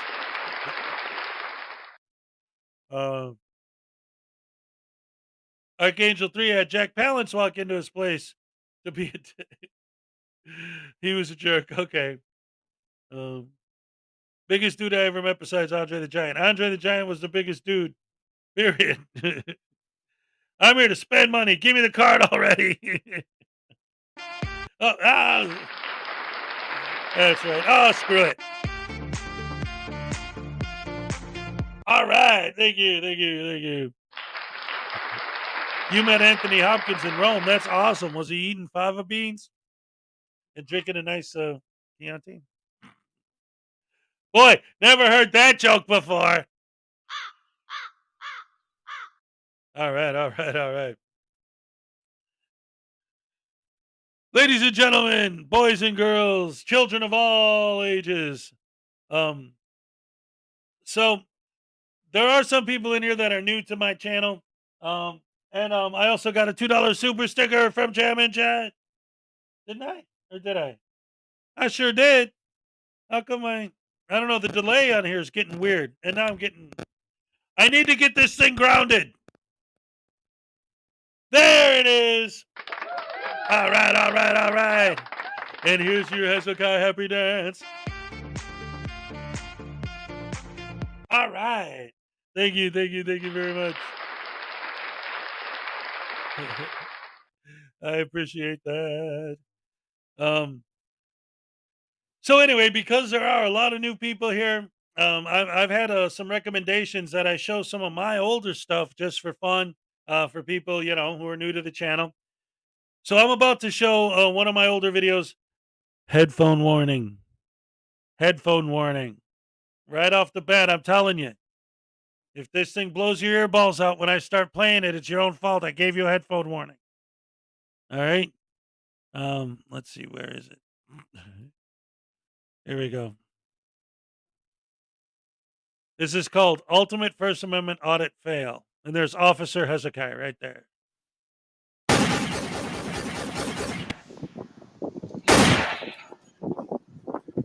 Name and badge number? What the hell are you doing? No. I don't answer questions. All right? You work for me. I don't work for you.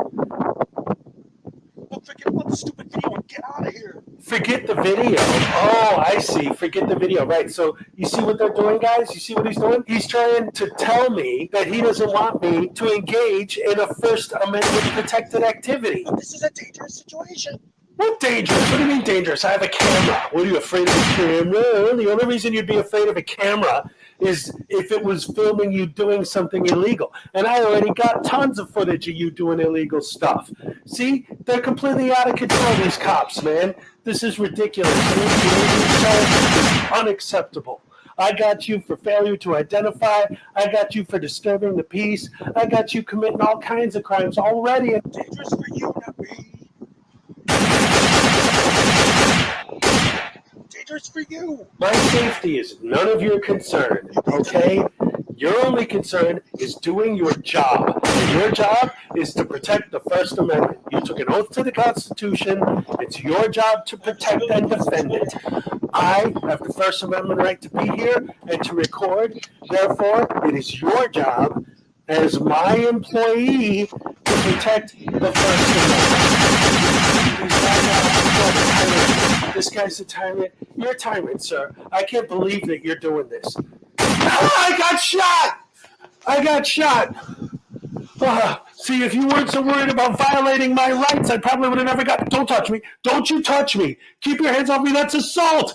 That's assault. So not only do I have you for failure to identify, disturbing the peace, violating the First Amendment, now I got you for assault. You're harassing me, telling me to leave. I got you for harassment. I got all this on video. Civilian down. Civilian's been hit. Okay, you know what? I'm going to sue you. I'm going to sue the city. I'm going to sue the state. I'm going to sue the county. I'm going to sue everybody. And you know what? You hiding behind that tree over there, I saw you shooting. You're the one who shot me. I'm going to sue you, too. You're paying my medical bills. And then I'm going to put all this on YouTube. Oh, wait a minute, man. Wait a minute. Look, prison time is one thing, But if you're going to put this on YouTube, man, I can't afford to have my online reputation ruined like that. I surrender, man. I give up.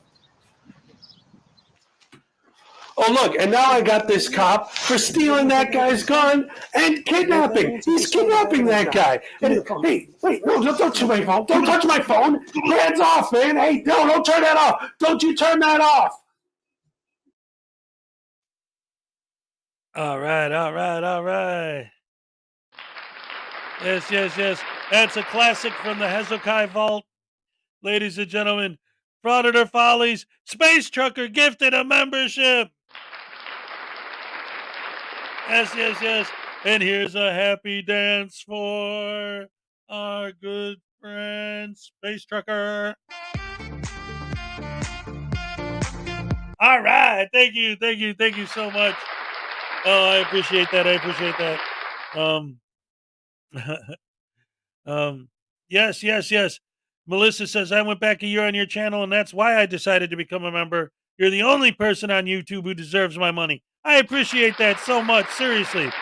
You know, I put a lot of work into my videos, especially like in the early days when I was first starting, because, you know, back then when I was in Wisconsin, I had a lot of different situations when I was there with my wife and kids and everything. It's a whole nother story behind all that.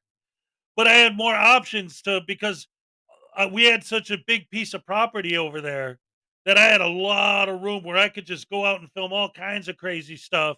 And I could I had a big enough piece of land out there that when I did my bit, I did a routine where I was doing Steve Irwin, like the crocodile hunter, but I discovered a sovereign citizen in the wild. And I just parked my van right in the middle of the grass so I could find a van with a private license plate in the middle of nowhere. And, it was great. Can't decide between Hez and Unclean Hands who's the best. Those are two of the greatest who are going to come together this weekend, tomorrow, Saturday, on the Hezokuai and Frauditor News Network show, 5 p.m. Eastern Time. Me and Frauditor News Network are going to be joined by our guest, the one and only Unclean Hands. That's right, ladies and gentlemen. It's going to be fantastic. Let me put the banner on so you can see the whole lineup. And I'll just do a quick once over, let y'all know who's going to be here and when coming up with the Hezokuai show. The awesome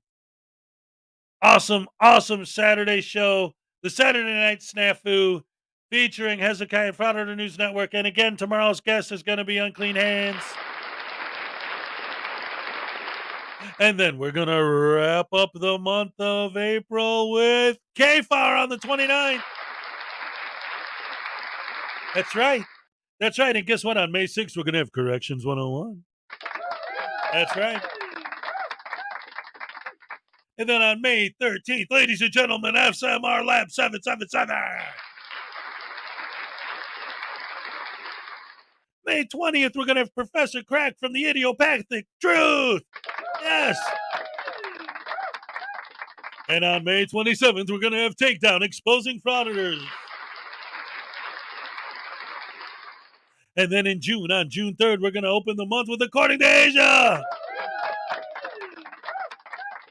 And then on June 10th, ladies and gentlemen, the one and only Frauditor Wrangler is going to be here. That's right, that's right. And on June 17th, ladies and gentlemen, for those of you who don't know, on April Fool's Day, April 1st, Blackheart Knight was my guest, and it was supposed to be great. But this little punk got out of his house arrest, took over my computer, hacked my computer, took over my show, and he started beefing with Blackheart Knight. So on June 17th, Blackheart Knight's going to come back, and we're going to try it again, Blackheart Knight Part 2. That's right. That's right. And then, ladies and gentlemen, on June 24th, the one and only Katie said. Oh, that's going to be amazing. And then in July, we're already booking people for July. Believe it or not, July 1st, Welsh News Network. That's right. And on July 8th, Debo's Nation. That's right. That's right. We got a lot of great stuff coming up on the Saturday show. So definitely stay tuned. make sure you like and subscribe so you don't miss any updates and all that.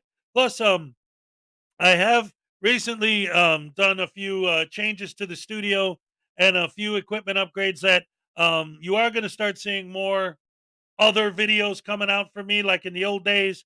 The most recent one was the one where this idiot decided to go out and audit a what was it, a post office, but he's still under house arrest. I don't know how he keeps getting out. The other day he tried to sneak out the door. I got the video footage from that too, that I'll be editing together, and that'll be coming out real soon. But in the meantime, you will be seeing more regular videos coming out from me as well, besides my live streams. But since we were just talking about me and the Frauditor News Network and our Saturday show, the next video I wanted to show is the new Frauditor News Network video. I love you guys. Anyway, all right. All right. Yes. All right. Here we go. Frauditor files 2 complaints, and the officer and gets both denied. Hilarious. By Frauditor News Network, my Saturday partner. Here you go. Is the dimension of unbelievability. It is an area which we call the Frauditor Zone. Welcome or welcome back. In this video, we find Direct D, or Direct Dumbass, following a complaint with the Internal Affairs Department because he believed he was assaulted by an officer. Well, they review his case and determine that he's full of shit. Just not in those exact words.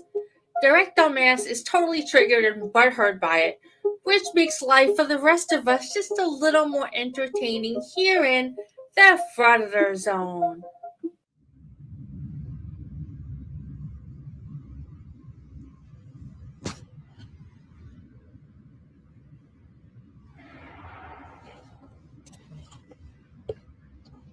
Hello. Hello. What's your name? My name is Jalissa. Jalissa. I think I just talked to you on the phone. I'm here to file a complaint. Okay, let me get an investigator over here.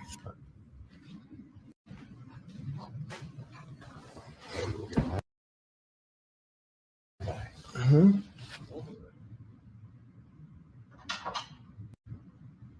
Hi. Howdy. How's it going? Good.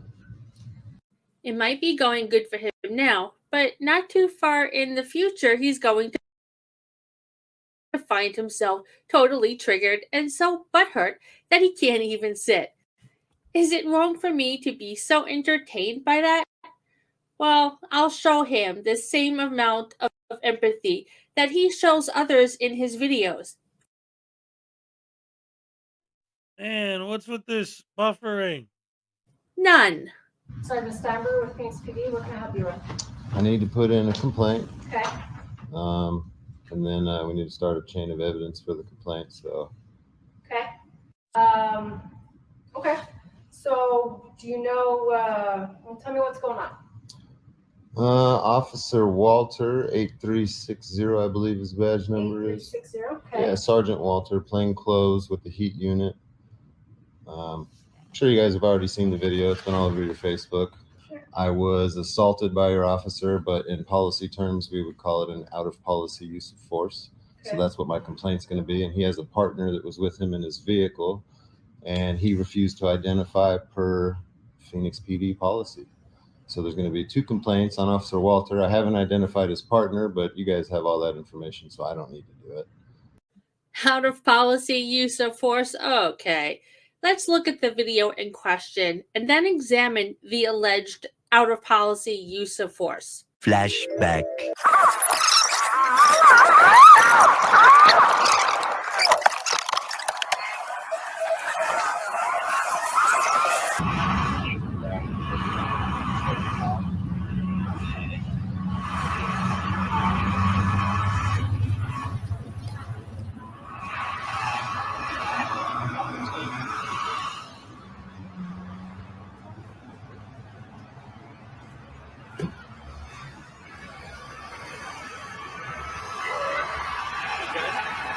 We don't mind you filming, just back up for us, please. You're welcome to film. I need you to back up. That is an order. Move. Don't touch me, dude. Hey, don't Back. touch me. You are too close That's to our unlawful stuff. use of force. You better check yourself. Wait, he just claimed there was unlawful use of force. I didn't see anything. Did I just happen to look away at the very moment this assault happened? Let's review it again. That is an order. Move. Don't touch me, dude. Hey, don't Back. touch me. You are too close That's to our unlawful stuff. use of force. You better check yourself. Darn, I missed it again. I must have fallen asleep for a second. Okay, let's review it one more time. That is an order. Move. Don't touch me, dude. Hey, don't Back. touch me. You are too close That's to our unlawful stuff. use of force. You better check yourself. I still don't see it, but I know that I was awake, and I know that I was alert and watching. Well, I guess it doesn't matter, because surely the Internal Affairs Department witnessed it, or maybe something else happened in this video. So let's keep watching. Back You want a up. lawsuit? What's your name and your badge Back number? up. It's Sergeant Walter, badge 8360. I'm asking Great. you. You're within You about want a 10 lawsuit? yards. So what? There's no. Back Don't touch up, me. or you're gonna go to you jail. guys better be filming this shit. This is a lawsuit, buddy. Dude, There you're is no welcome rules. to Do you have film. tape up? Do you have? You are is welcome. this No, a I crime don't have scene? to. No, I don't have to. You do. No, This is a I public don't. area. I can be here. I'm asking you to You're back asking up. me. You just said you were ordering me. Now you're asking me. What is it? I haven't done anything illegal. So you No, better but check you are yourself. tue close. That's Yes, not I illegal. can tell. Yes, it No, it's is. not. It is. What law is that? State the ARS. You are too close. State the ARS. You are too close. Exactly. For our safety, it's. What's the ARS for too close? Come Please on, man. state it. You could have come up with the come on, man, be nice. But you put your hands on me. But where and when did he put his hands on you, Christopher Doofus? Where is the evidence of this? Did you feel the wind blow against your leg or arm and think it was the officer touching you because you don't understand what someone touching you feels like? I'm totally confused, but let's move on anyway. You stupid I asked. Oh yeah. dude. This is a freedom of speech. Dude, I know my Which rights. is- I got laws in my pocket right Which here. is fine. I I asked got you. laws. You want to see the laws? You guys are. Here's I Houston did versus ask it. Hill. I did Here's ask it. Houston versus Hill for interfering. I looked it up and I found a Houston versus Hill, but it doesn't seem that I have the right one. In the case that I found, Hill was arrested under law prohibiting verbal abuse of police. Houston police had arrested Raymond Wayne Hill for yelling, "Why don't you pick on somebody your own size?" when a police officer arrested a friend of his. The police then arrested Hill for violating an ordinance determining that it shall be unlawful for any person to assault, strike, or in any manner oppose, molest, abuse, or interrupt any policeman in the execution of his duty or any person summoned to aid in making an arrest. After his acquittal in municipal court, Hill filed a federal lawsuit seeking a declaratory judgment of the Houston law as unconstitutional. A federal district court rejected his claim, but a federal appeals court reversed, finding the ordinance to be unconstitutionally overbroad and criminalizing a substantial range of protected speech and conduct. I must be out of my mind, but this doesn't make sense to me. This case is about free speech, and the officer is telling Doofus to get back for his own safety, having nothing to do with his speech. Please explain to me what I'm missing, because unlike Frauditors, I really do want to learn. I got ARSs right here. You want to see the ARSs? Fine. You want to see the ARSs? I carry laminated ARSs in a pocket constitution, you stupid. Which one do you want to see? Which one do you want to see right here? Look at these ARSs. ARSs. Which one do you want to see? Which one am I violating? They're all right here. Well, I would like to see the ARS that applies to the situation. It's a bit weird to me that you keep a bunch of laminated ARSs in your pocket, but I don't think you can do eeny, meeny, miny, mo and just pick one at random and claim it applies to the situation. Which one am I violating? All the laws are right there. I'm not gonna entertain you. Yeah, exactly. Don't touch me. That's an unlawful use of force. Do you know Plummer v. State? Okay, Plummer v. State. On June 20th, 1892, Jackson Plummer, a 60-year-old man in ill health, left his home with his handgun and went looking for members of the town board of Kentland, Indiana. The board had ordered Plummer to trim his trees and he objected. Plummer came into contact with John Keefe and a man named Elliot, and Keefe told Plummer to go home. The board was not going to cut down his trees. Plummer started walking home, but not before he had pointed the pistol at Elliot and a board member named Conklin, and had threatened the town marshal if he were to show up. James Dorn, who was the marshal of the town, then arrived. Dorn struck Plummer with a billy club and then shot at him with a revolver without first informing Plummer of any intention to arrest him. Before Dorn struck and shot at Plummer, Plummer had not resisted or behaved violently. He had walked toward his home with a revolver in his hand and told the officer to keep away. Dorn and Plummer exchanged gunshots, each hitting the other, and Dorn died from the gunshot wound. A Newton County grand jury indicted Plummer for manslaughter, and after a change of venue, he was then tried in Benton County before Judge U.Z. Wiley. Plummer was convicted of manslaughter after Wiley gave jury instructions. Plummer was sentenced to 15 years in prison and appealed.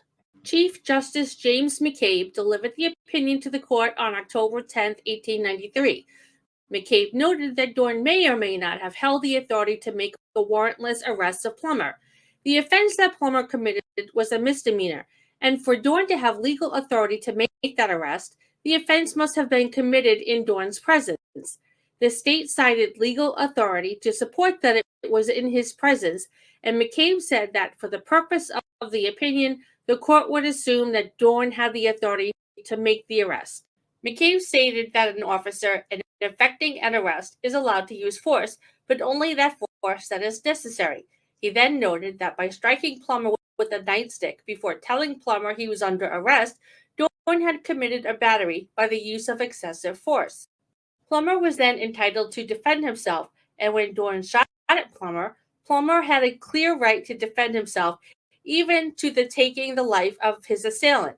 The court held that by not giving adequate self-defense instructions to the jury, the trial court erred and the conviction was reversed. What the f***? We're comparing being struck by a billy club and an officer maybe touching the doofus? Is he seriously insinuating that he can attack the officer, claiming self-defense if the officer touched him? Self-defense from being touched? This is a really bad rabbit hole that I do not like falling into. But let's continue nonetheless because, well, Frauditor. That's a big argument with a lot of these guys.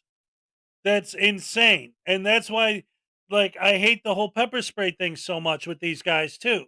Because, let's face it, okay? Yes, you have a right to defend yourself.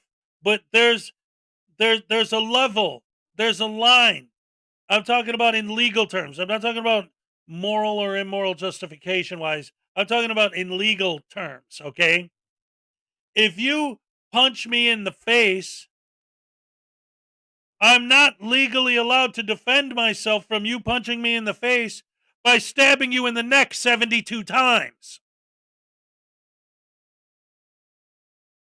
If you touch me, excuse me, sir, step back a little, like that, I'm not allowed to knock you over and beat you down and stomp a mud hole into your face and put you in a coma for 6 weeks and call it self-defense. If you walk up to me and say, I don't like being filmed, I can't pepper spray you and call that self-defense. Reasonable. None of these guys. Asgard got his cards today. All right. What's up, Katie said? Good to see ya. That's why I need a cannon. Danny's like, I need a cannon for these idiots. But seriously, like, reasonable is a word that none of these guys can comprehend because none of them have the ability to reason.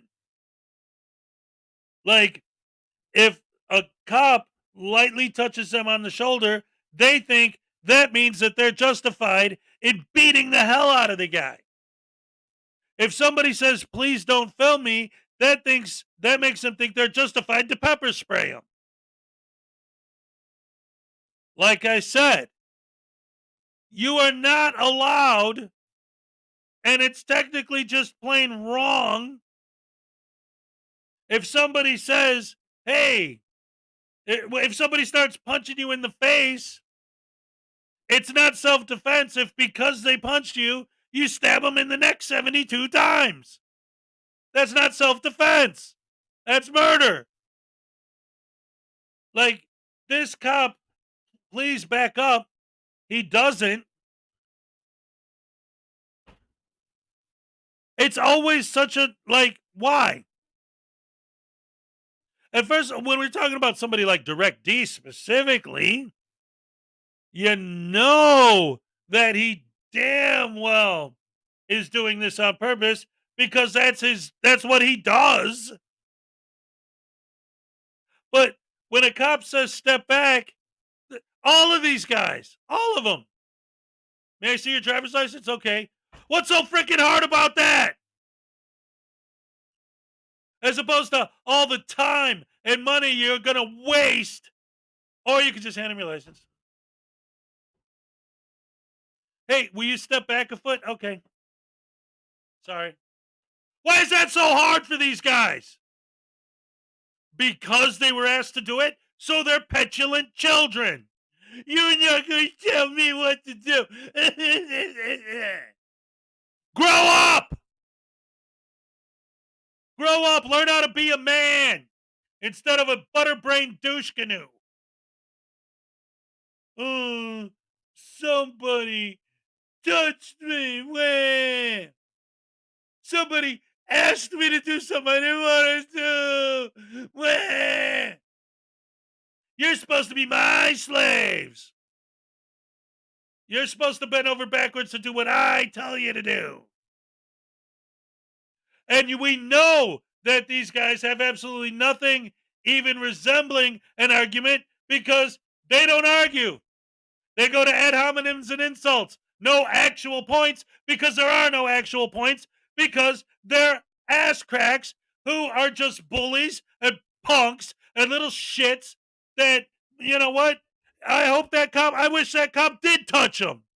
Hard. I wish that cop would have shoved him to the ground. I would have loved it. I would have laughed. Direct D? Yeah. Stop him. Please. Post that on internet. Yeah.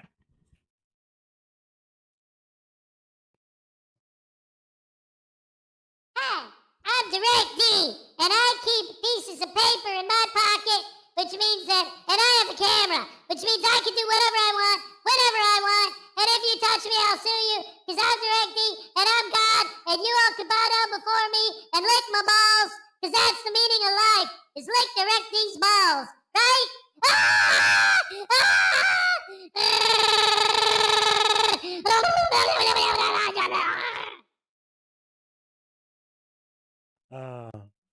Always a fun way to quickly lower my blood pressure. Thank you.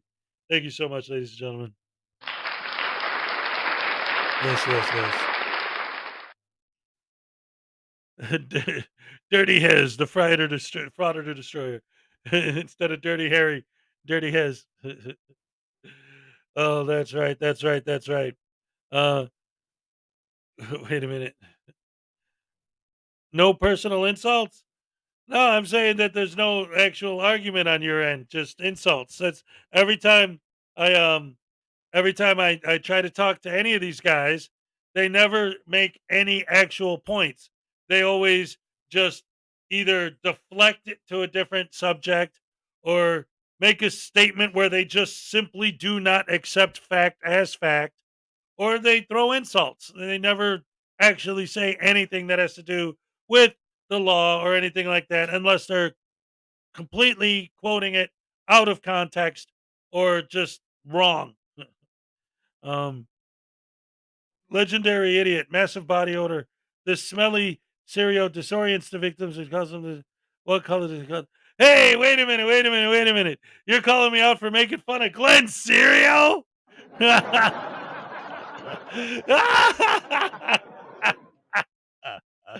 That's funny. If you're going to stick up for Glenn cereal, that's all we need to know about what kind of a douche canoe you are. Oh, my Lord. That's like saying, who's it's not nice for you to say bad things about Adolf Hitler. How dare you? Get the hell out of here. Glenn Serio's a piece of human trash, racist, sexist. He's garbage. He's a garbage human. He's a douche canoe. He's the poo on the bottom of my shoe. And he deserves everything he gets. He asks for it with his behavior. Oh, thank you very much. Wait a minute. No. You know what? I'm sorry. I'm sorry. I have to stop right there because this guy, it can't possibly be worth my time when I have to explain why I'm attacking Glenn Serio of all people. If you don't understand why that guy deserves the disdain, then you're a lost cause already. So let's get back to the stupidity. More from another douche canoe, direct D, dumbass, dork face, butterbrain, douche canoe. Ugh. Well, takes one to know one, DN. If you touch me, I'm allowed to defend myself. I haven't broken any laws. No. Yes, it is. You better look it up when you get home. That's fine. Plummer v. State. Unlawful use of force, mother. I'm not detained. I haven't broken any laws. You don't touch me, punk. You understand? What are you going to do? What are you going to do? What are you going to do? You're going to stand here and look stupid like you already are. Good job, asshole. Yep. You just the biggest channel in Arizona for cop watching, dumbass. You're going to be famous in the morning. That's fine. You're going to be fucking famous, stupid. Fine, that's Get out of here. Go to work. All your shit's done. You're dismissed. Back up so I can pick my shit up. Are you kidding me? Look, you stupid doofus. You threw your shit on the ground, so you pick your own shit up, dumbass. What's your name and your badge number so I can include you? Hey, what's your name and your badge number? Oh, that's right, coward. Run, coward. Bye-bye.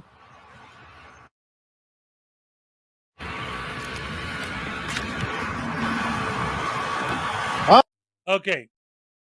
Here we go again. Okay, coward. Just run away, coward. Just a minute ago, you were hooping and hollering and crying like a baby because he kind of gently touched you a little bit. Now he's a coward for disengaging? How about giving him a frickin' medal for being able to walk away from you without dismantling you piece by piece and stomping your face into the ground with his boot? Huh, look at you walk away, you coward. You mean he disengaged? You mean he de-escalated? Oh, no! How dare he? That's why I hate these assholes. Give them what they're begging for. It's not good enough. I'm still going to file a complaint against this guy. No matter what you do, it's wrong. No matter what you do, it's wrong. The only thing anyone could do that these people agree with, what's up, Cat Daddy, is to be one of them. You can't film them. That is the number one biggest crime in the universe, is to film a frauditor. But if you are a frauditor, you're good. Everyone else, go lay in a corner and die. Die yourself. In the corner. In the basement. Hide. With the windows shut and all the lights turned off and everything. Go hide in the basement, creating your own privacy. Lock yourself in a box and never come out. Unless you're a frauditor, you need to just go hide in a corner until you're dead. That's the world they want, where the only people that exist in it are the 200 or 300 frauditors. And everybody else is just hiding in their corners and never come out. That's what they want. Man, these guys are horrible. Horrible. Horrible. Pieces of garbage, douche canoes. Huh? Hey, what's your name and your badge number? You want to just stand there and let your buddy put his hands on me? What's your name and your badge number, punk? Do you have a name and a badge number? No? You're just going to be a coward? Is that what you're gonna do? Bye-bye, coward. You're gonna be famous in the morning, dumb shit. You fucking dumb piece. For disengaging and Good job, Phoenix de-escalating PD. and You walking did it away. again, asshole. Bye-bye, my End of flashback. Those are the two complaints: out of policy use of force, and then failure to identify on the other guy. Because Sergeant Walter did identify, but that was after he pushed me. Okay, Sergeant Walter was the one who pushed you. That's what Yep. you said. Okay. Real quick, can I get your name and badge number and your name and badge number? Sure. Sergeant Steinberger, 8676. I'm Sergeant James. Badge numbers, gotta catch them all. So it Badge doesn't numbers. matter if it's on YouTube or not. It The doesn't thing matter. is, you even just said that part of the video was muted. Part of my language, all the Okay. cussing, that's irrelevant to being pushed. So he's now claiming he was pushed. I'm not going to review the video again, but let's look up the definition of being pushed just for shits and giggles. Being pushed is defined as 1. Exert force on someone or something, typically with one's hand, in order to move them away from oneself or the origin of the force. Or 2. Move forward by using force to pass people or cause them to move aside. If force was used to move him back, why didn't his camera even shake a little bit? Is it possible that all the drugs he's taken throughout his life, or even throughout that one day, was so much that he wasn't able to be moved back even by force? In addition, had the officer pushed him back, that's still not comparable to being hit with a billy club, and his claim of self-defense would not work.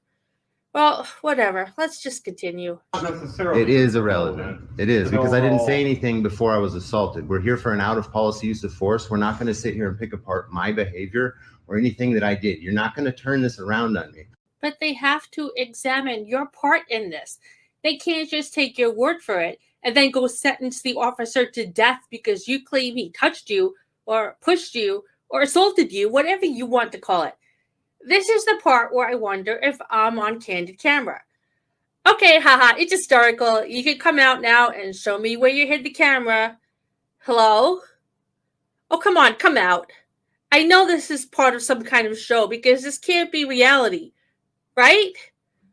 Hello? Nobody's turning anything around. Dude, that's what you're trained to do. Just need it unedited. Okay, hi, I'm back. Sorry about that. I'm okay now.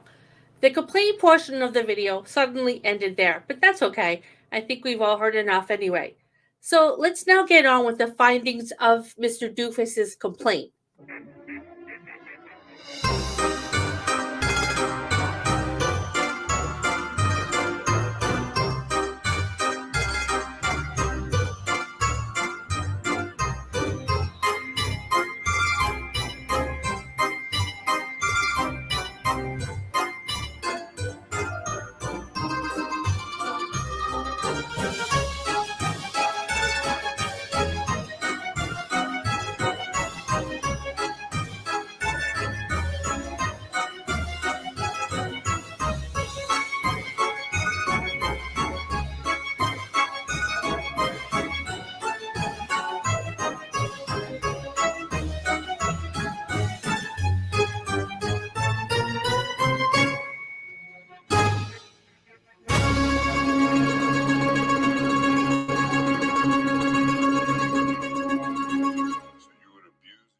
If you liked this video, please give it a like and subscribe to my channel. It's now time to cool down from the Frauditor zone. The link to the cooldown video is right above, and the link to my entire new cooldown channel is in the description. Thank you so much for watching. I hope you all enjoyed it and hit the like button. Good night. All right. Beautiful, beautiful, beautiful. Another great video from the Frauditor News Network. My Saturday show partner on the Saturday Night Snafu. Can't wait for tomorrow. Tomorrow's going to be a fascinating day.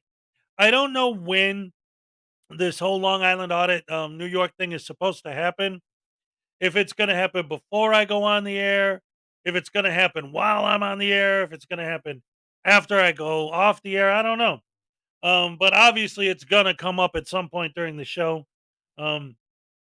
money does not automatically give you entitlement. That's exactly right. David the Tro is still here. Yeah, you know what, David is he's part of the family. Yeah, even though he's on the other side. It's not like DN, like when he comes in here and starts just talking mad trash. Like, yeah, David talks from the other side, but you know, there's a line and he knows better. He don't cross it.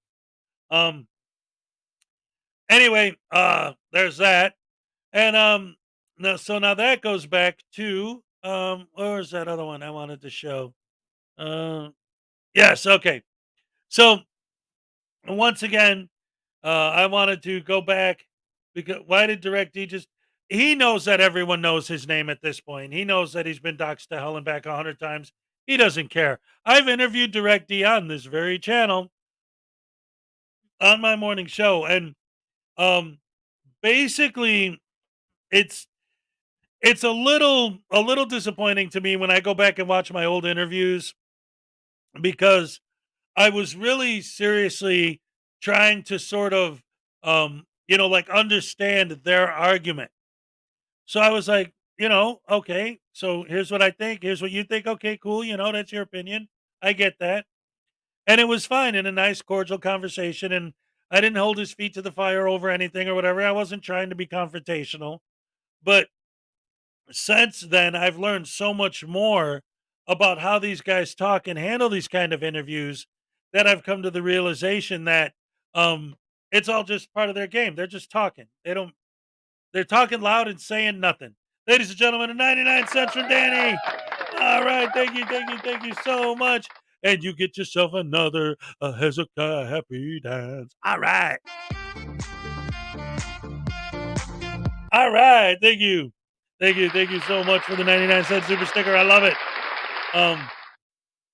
So yeah, DirectD's big thing that he says, his whole shtick is based on this idea that what he says is that if a cop can't handle a random idiot getting in his face, swearing at him and trying to pick a fight with him, how's he going to handle an actual violent criminal? The problem is, if it's an actual violent criminal, the cop will handle it. He's trained to handle it. That's when he goes hands on. That's when he pulls out his billy club. That's when he pulls out his taser. That's when he pulls out his pepper spray.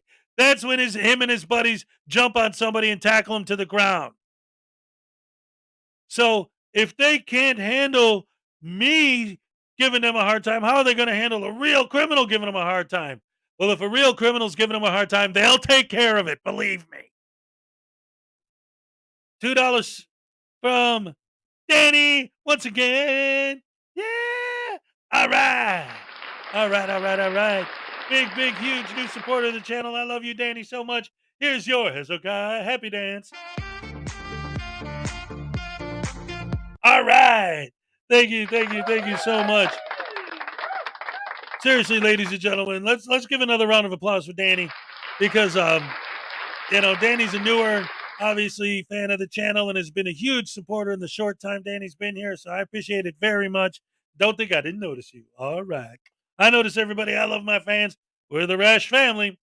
So, once again, on that subject of, yay, my cards just arrived. All right. No, yay. Yay, all right. Wait. Yeah, all right, Nicky Small Boy. Excellent. Thank you so much. Anyway, I'm south side of you. We can meet and to introduce ourselves to the douche canoes. Yes. Oh, Dave Perillo Jr. for $5. Great show today. Thank you so much, David. I appreciate it. And yes, ladies and gentlemen, David gets his own Hezokuai happy dance. All right. Thank you so much. I appreciate it.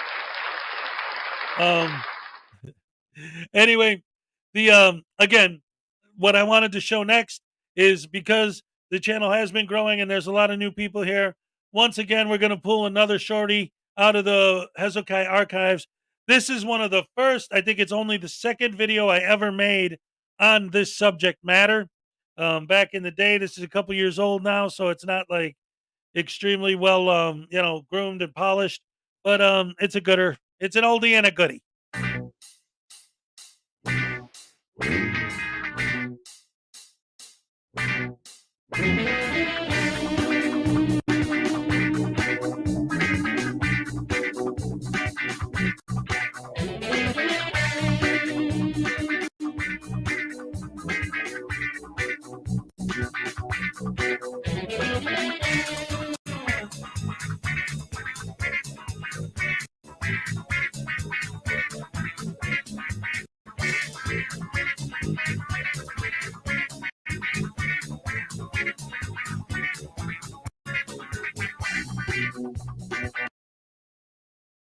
Hold on, I'm just gonna pause it for a second because it keeps sort of buffering a little bit, and I'm trying to get it to play cleaner.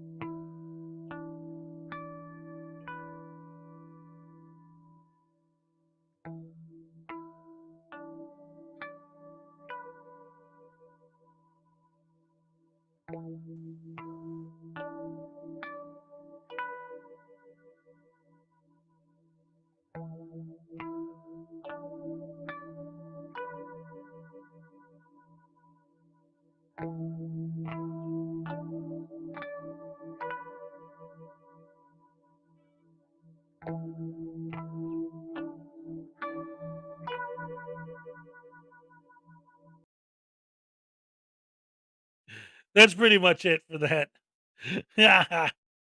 That's an old school from the Hezokuai archives. Yes, yes, yes. Great stuff, great stuff.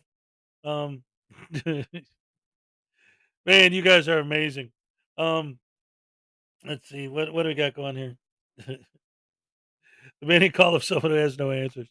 Oh boy. All right. Enough of that. All right. So, um, the last video I wanted to show before we wrap it up for today is a Frauditor troll video called Frauditor Creepy David Gets Handcuffed. We love watching Frauditors get put in torture cuffs. It's the best. That's why Frauditor News Now Voodoo always has his handcuffs ready to go. Awesome stuff. Seriously though, like the work on these things, like I don't know if you could see, like the gears are in there. You know, it's got the little um all the details like for the handcuffs and everything, and the little the little camera. See, it's got the 3 lenses on the back, and you can see like the holder on the gimbal holding the phone. Like, I mean, the details on these things is amazing. The soap actually says the word soap on it. You see that? The little taser. Oh, it's still in his eye. Poor guy. Sorry, buddy. You get the punishment you deserve, but then afterwards we don't need to go to excessive punishment. And that goes back to the whole cruel and unusual punishment idea, right? Like, I always have to throw that disclaimer, oh, I'm not calling for violence. You know what? Let the punishment fit the crime, though. You know, if somebody deserves to get smacked around a little bit, then I support smacking them around a little bit. You know, but like I said, you know, somebody punching you doesn't mean they deserve to get stabbed in the throat. You know, let the punishment fit the crime, dang nabbit. Not literally eye for an eye style, but you know what I'm saying. Justice. You ever heard of it? Very American thing. Oh, Blackheart's throwing down the gauntlet.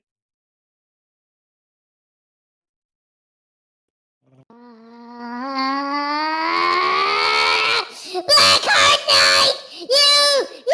Oh, buddy, just you wait, pal. I know you're coming back on the show one of these days. Oh, I'm gonna get you. Oh, I got it out for you now, pal. You better watch yourself, boy. I'm gonna get you, punk. I'm gonna get you.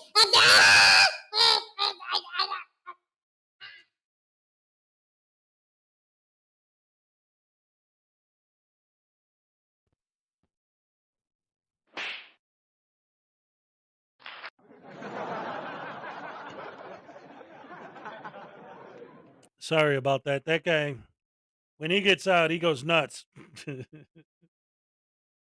Anyway,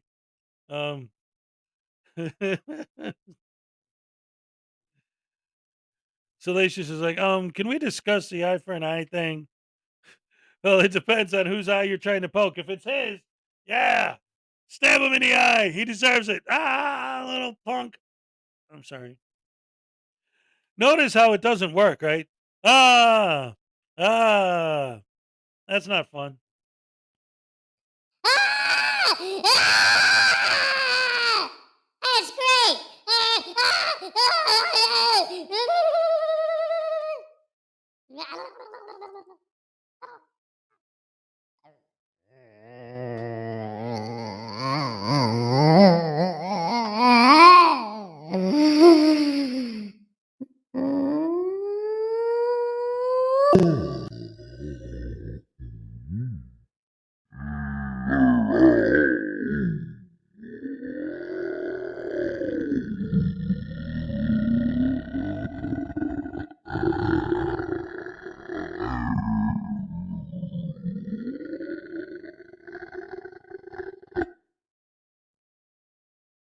That was called Hezokuai ASMR Part 3.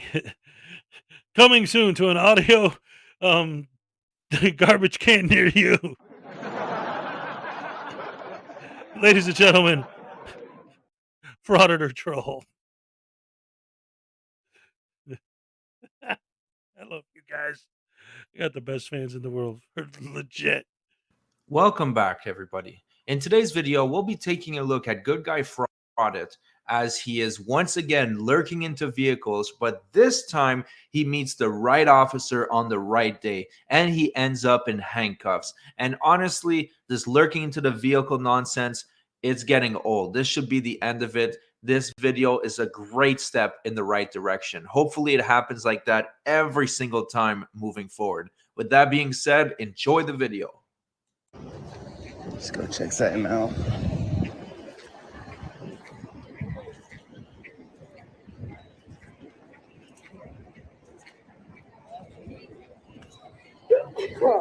Bless you. East 9th Street. He's on the phone right there. He's inside there.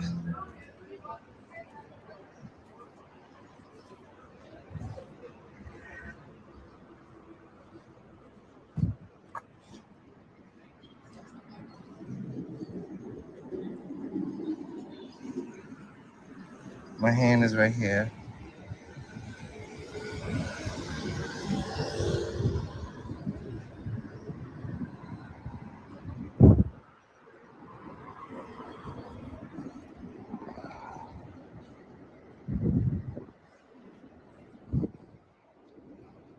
They don't really have none in there.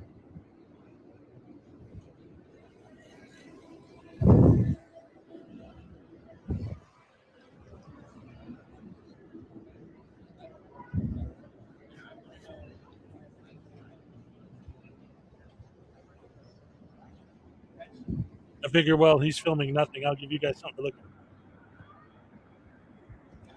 They had a screen, but you can't see nothing. So as we can see, this is just a usual behavior by Creepy David, just lurking into the cars, being absolutely weird. But now things are about to change and he's going to get a brand new pair of bracelets. And honestly, Good Guy Audits looks fantastic in handcuffs.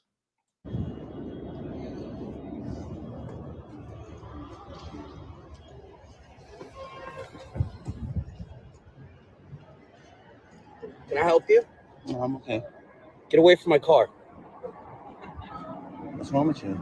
Nothing's wrong with me. You're Why kicking you came up on me like that?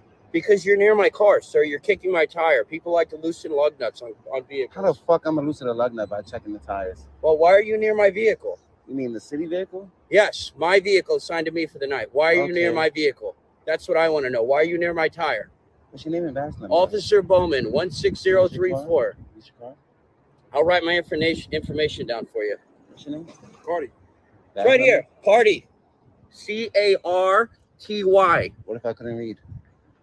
Well, then I'm glad we could clear it up for you. Okay. Move back away from my vehicle.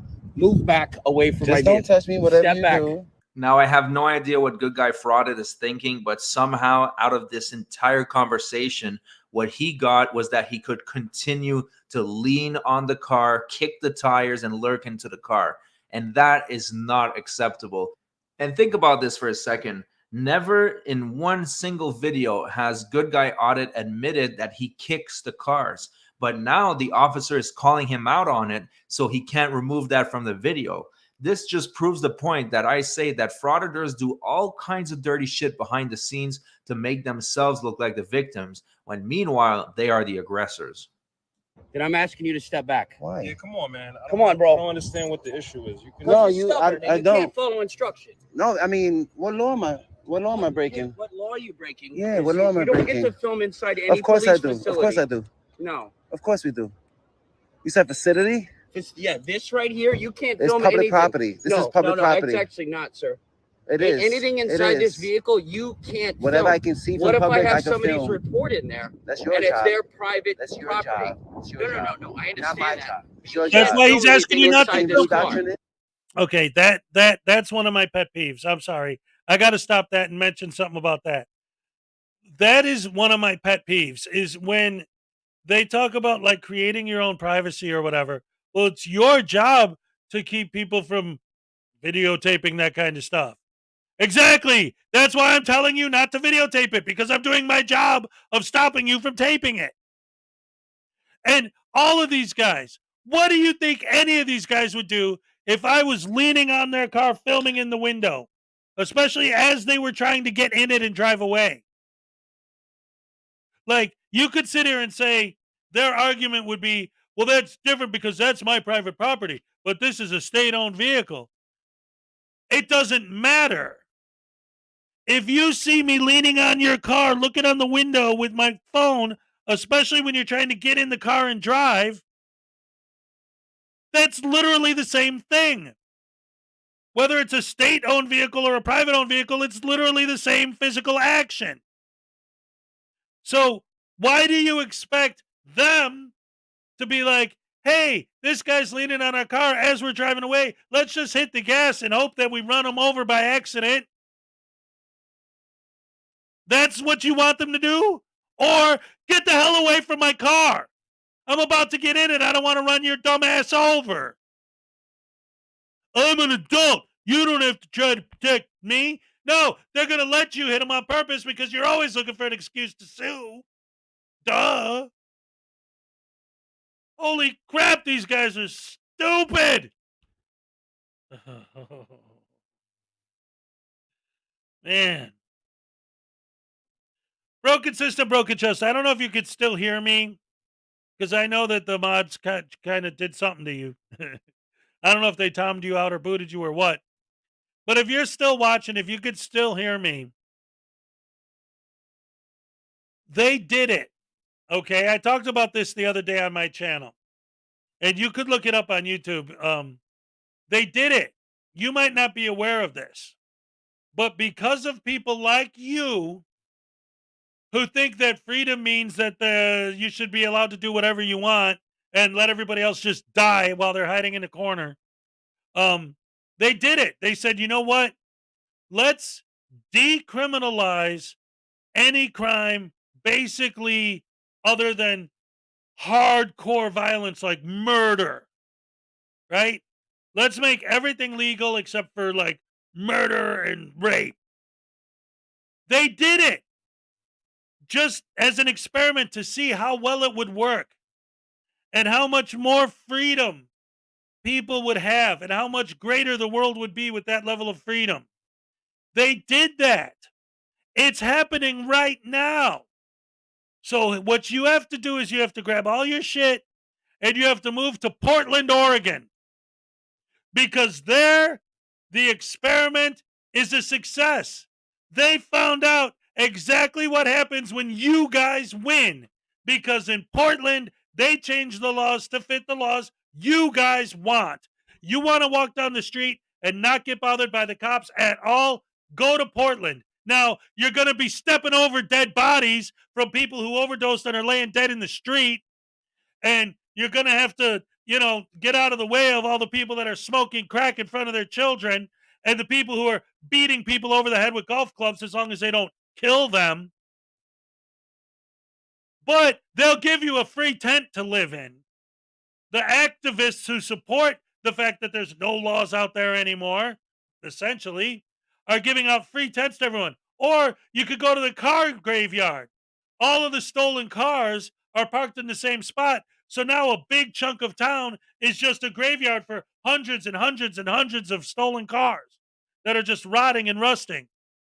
So what you need to do if you want to see what happens if you win and they change the laws into what you want, go to Portland and tell us how beautiful and wonderful your freedom is and how much you enjoy your freedom while you're crawling over dead bodies from people dying of overdose in the street.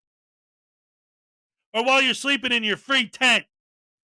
But they're not going to enforce any laws there, so they won't kick you out of the tent. In fact, they'll give you a free one. In fact, if you ask your city, they might give you a bus ticket to Portland if you promise not to come back. You don't have to get a job. You don't have to worry about any laws. No cops are going to stop you for anything because everything is decriminalized, like I said, except for the most insane crimes. What's up, Nikki Red? How you doing?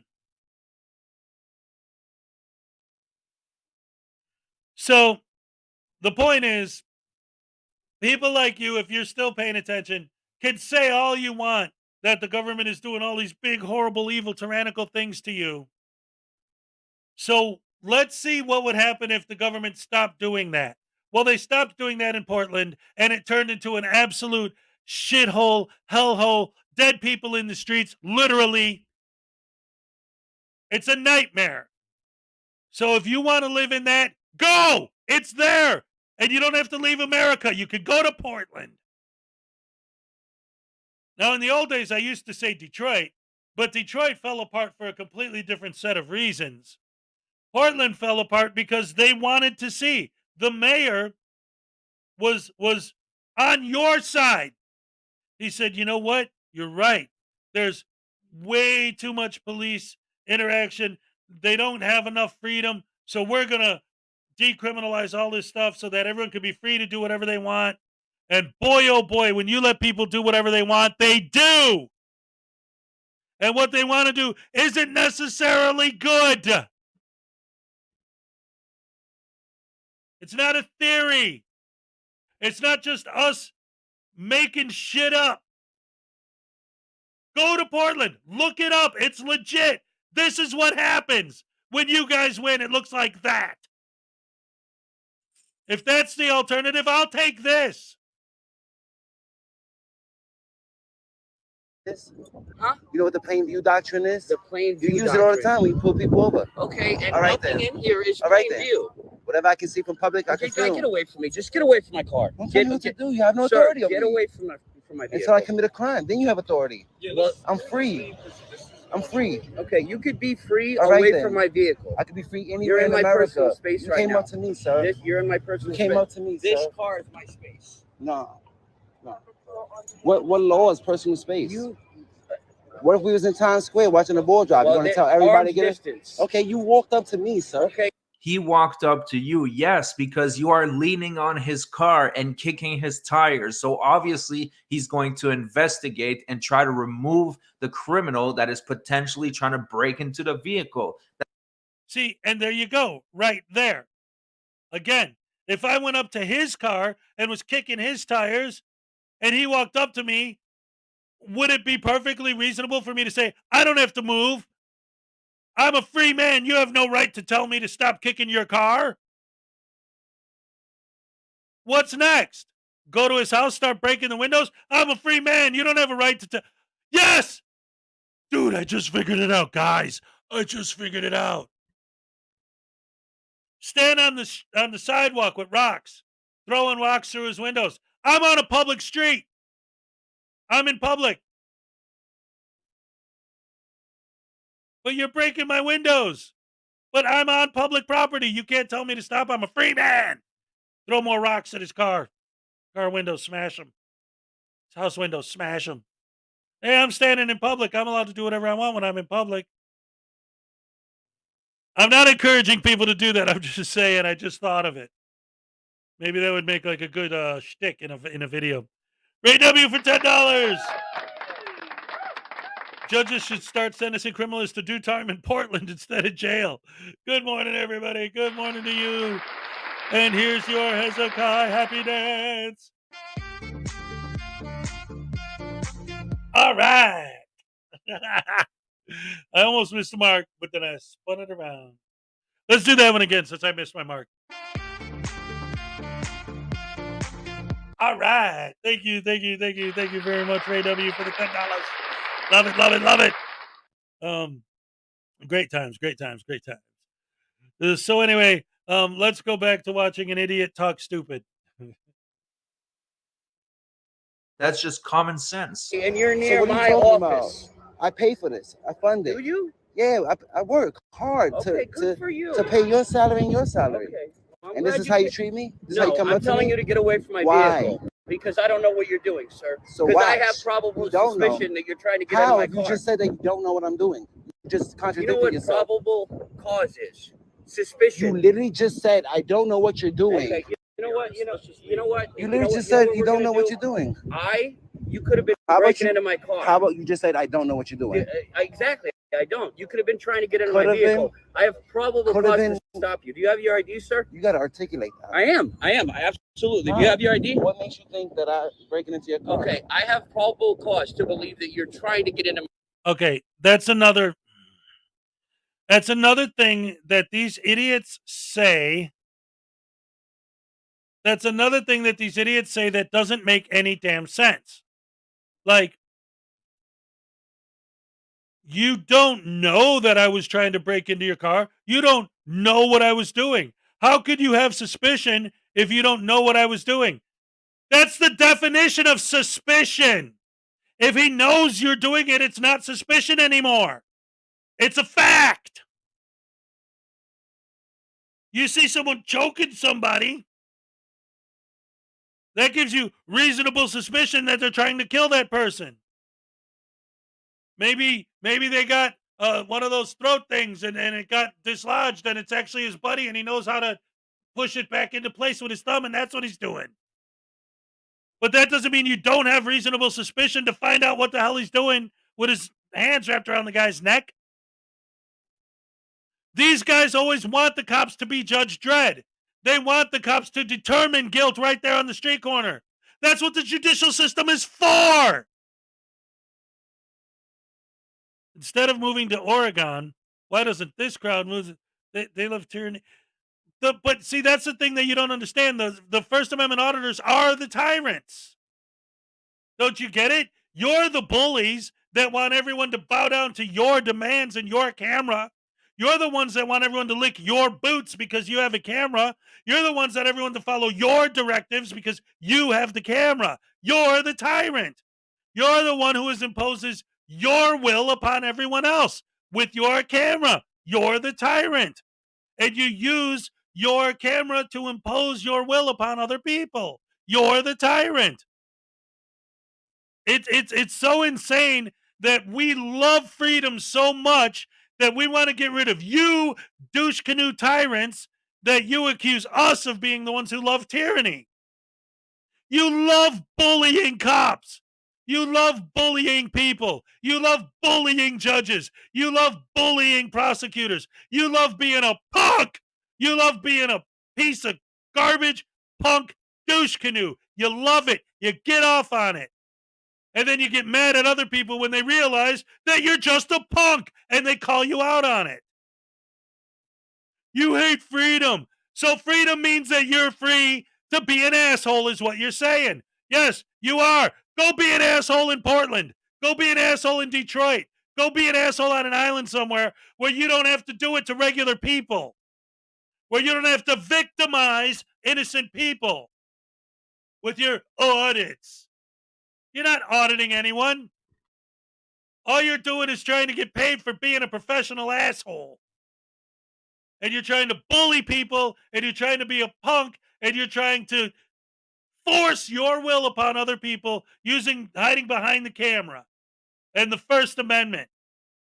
I'm not against the First Amendment. I'm against a-holes using it as an excuse to get away with bullshit.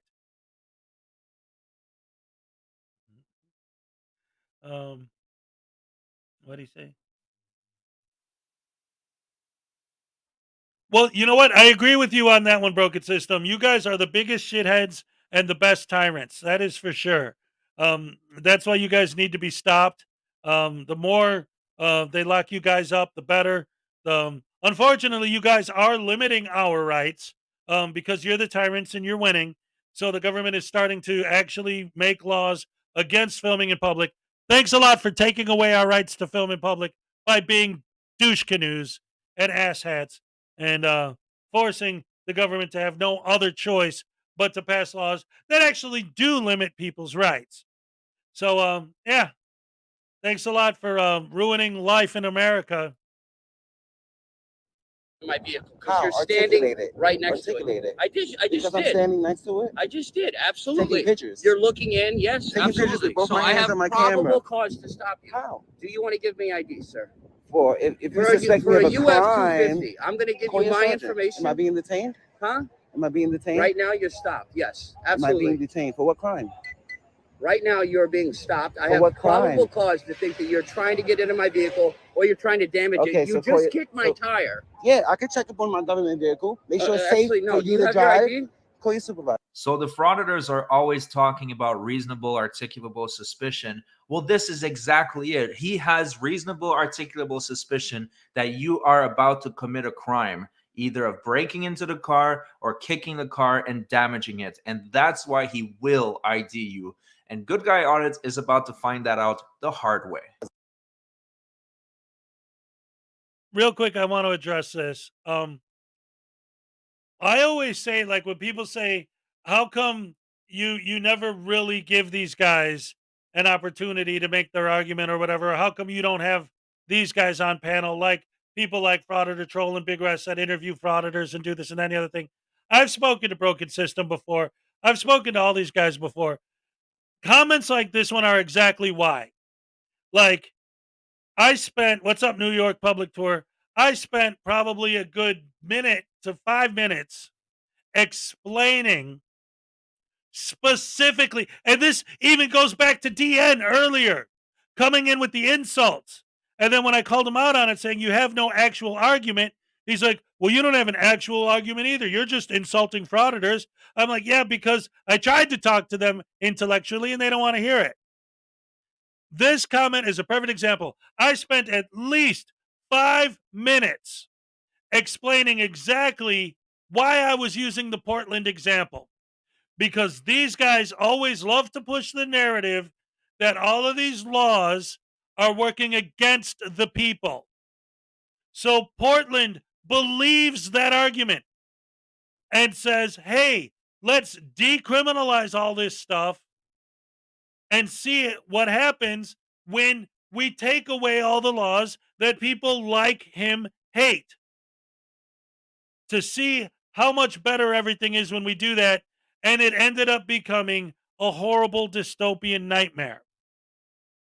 So after I explain all that, what does a frauditor do? Does he say, oh, really? So they actually did do what we, the frauditing community in general, is begging the government to do? Get rid of the laws that we don't like to follow? To see what would happen? And what happened was the whole thing fell apart. And Portland is proof, evidence, literal, real life, physical evidence that you guys are wrong. So his response is, well, I personally am not the one who did it. That's why you can't talk to these people. But I personally didn't go to Portland and cause those problems. Did you hear a damn word I said? It's your movement. The movement that says that the laws are tyrannical and that they're holding you down and that they're taking away your freedom. And somebody in an actual city, in a real United States city, agreeing with your argument and saying, let's get rid of those laws. And so they do. And the fact that they did it turned the city into a freaking nightmare. Proves that we're right and you're wrong. Duh. But you don't get that. You don't understand that. The only thing that matters is that I got $1.99 from Raven Wing.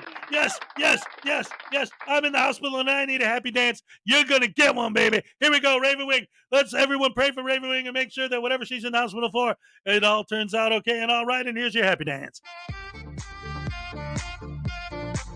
All right. And since you're sick, I'm going to give you a double trouble. All right. Thank you so much. I appreciate it. So, yes. Anyway, thank you so much. Welcome, Anastasia. Good to have you here. Why does there have to be sides? Well, there wouldn't have to be if people like you weren't creating a divide. All right. So, let's see.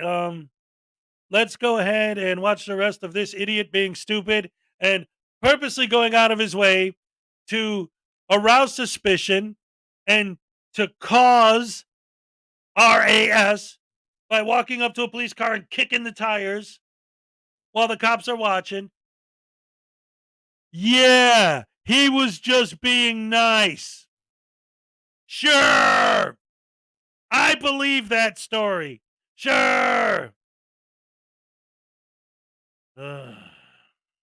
Okay. Do you have your ID? Call your supervisor, please. All right, put your hands behind your back. Why? Put your hands behind your back. You want to detain me? Yes, I am. Absolutely. Put your phone in my pocket. You want to play games, Joe? Why can't you disrespect my name? You're taking my car. I'm checking up on the government vehicle, make sure you guys are safe. There's nothing wrong with that. It's not a crime. Yeah, call your supervisor, bro. Tell him I was checking up on the government vehicle. You're checking on a Taking government pictures. vehicle. Yeah, I don't know if you're bro. trying to damage my vehicle. So how you got probable cause? So if I you have don't probable know? cause to How stop if you don't for know? criminal mischief to a police vehicle. Absolutely. How? I have all the probable cause in the world. see- You can sue me do all you you see- want. I Do you 1,000%. see the damage? I have probable cause How? to If stop you just said I don't know what you're You're doing. trying to kick my tire. I But thought you you were literally trying just to said damage it. check the Absolutely. government vehicle. I told you already. So your suspicion is gone. No, it's not. Yes, It's it there. is. Once I said I checking up on the Sir, tires, you know make sure what? you're safe. Listen to me, sir. I'm telling you, I have Call your all supervisor because your supervisor will tell you to leave alone. legal right to stop you Sir, for criminal mischief I to just my told your vehicle. suspicion. I said I'm checking up on the government vehicle, make sure it's safe for you guys. Okay, you're Because my making sure. tax is funded. I just told you that You 3 don't times. need to make So sure. your suspicion is Officer gone. Malafuro, make sure that my Your car is suspicion safe. is gone, sir. It's actually not. It man. is because I told you I'm just checking up on the government vehicle. You make sure it's can't safe. go up. So what suspicion do You you can't have? go up and kick my car and stuff like Sir, that. I can check up on the No, government you can't. vehicles. I don't know Yes, I could. what The same way law- I could check up on you. I could check up on the I vehicles. hope that you went to really good law school. I hope you're Ivy What League. crime is it? This video is absolutely fantastic. I hope you went to a really good law school. Good guy Audits didn't even finish high school. He never attended a minute of law school, but he got a lot of law knowledge on YouTube, and that's why he is exactly where he is. That I'm checking up on the vehicle. What crime is that? It's not a crime. You know it's not. Hey, I had to do my work, so I stopped it.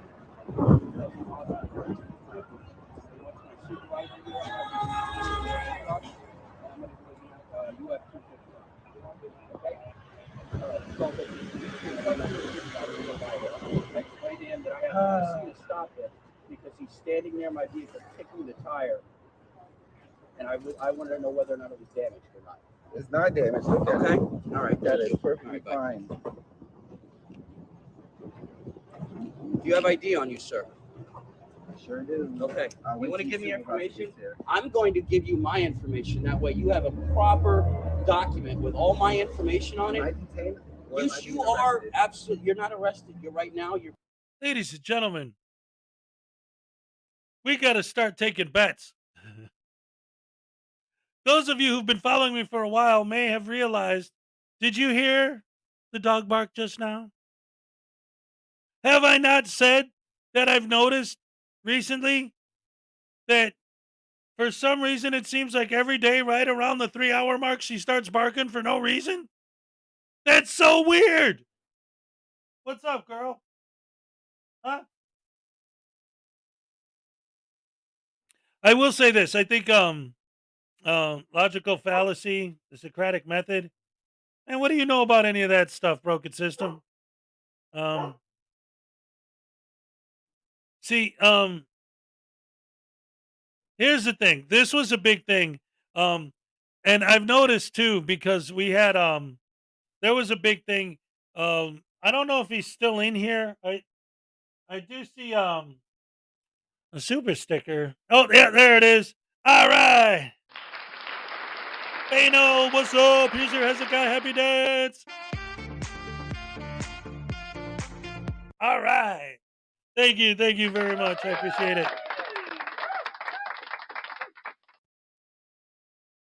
So anyway, the whole point that I'm trying to make is hit that like button, you mutts. Hey, Redneck 99, what's up? Good to see you. Ah. Man, I got to get this thing grounded. See, I should have known when I first bought it, and I've said this before. Like, I don't know if you guys could really hear the crackle as much as I can, but like, I bought basically the cheapest one they had for my audio setup here, and when I got it, it was like there's so much cool stuff about it. I'm like, what did they skimp on? And I figured it out. The two things they skimped on is I got my, my applause and my laugh and my crows, but I can't customize any of the buttons. There are no empty ones that I could put my own samples on. They skimped on that. And the other thing they skimped on is there's no ground wire. That's why I keep getting this crackle. It drives me nuts. Anyway, oh, broken system, broken trust. See, this is why, for those of you who don't know, my, I don't call it a relationship or whatever, but over time, Broken System, Broken Trust, and we've been on different panels together. We've had conversations. We've talked. Obviously, I don't support what he does. Obviously, I don't support the way that he went to K-Far's house and all that and everything. But we've had our differences and we've had our actual agreements. Like, the fact of the matter is, I always have to admit, even if it's against me, if I hear a joke and it's funny, I'll acknowledge it. So this is kind of funny. He's like, hey, you all hate that I went to K-Far's house. By the way, I work for DoorDash now. Give me your address so I can make a delivery. He's joking. That's a good gag. I like that one. I give him points. I give him comedy points for that one. So Broken System, Broken Trust always gets comedy points. The problem is that doesn't make up for the human points that he doesn't get, or that he gets taken away from his inhuman, insensitive douchebaggery. And Wolverine's getting like way out of hand. I don't know why you're hanging out with that guy. He's ready to put together a militia and just start taking people out. That guy's an absolute lunatic. I mean, you're nuts too, but he's a lunatic. Anyway, let's get back to it. You're being held while I conduct my investigation. You're Turn you're being your put, flashlight on and look at the tire. and listen to me. And because we're standing so close to a roadway, I handcuffed you for my safety, so I don't get pushed into traffic. Okay. All right, hold on, real quick now. It seems like we got some more gifted memberships in the house, which means there's only one more option, and that's another Hezokuai happy dance. All right. Thank you so much. All right. Let's get back to it. Maybe I'll leave this small screen while it's just black and we'll just listen to the audio, and then you can look at me dance while we're listening to the stupidity. That's why you're being stopped, sir. All right.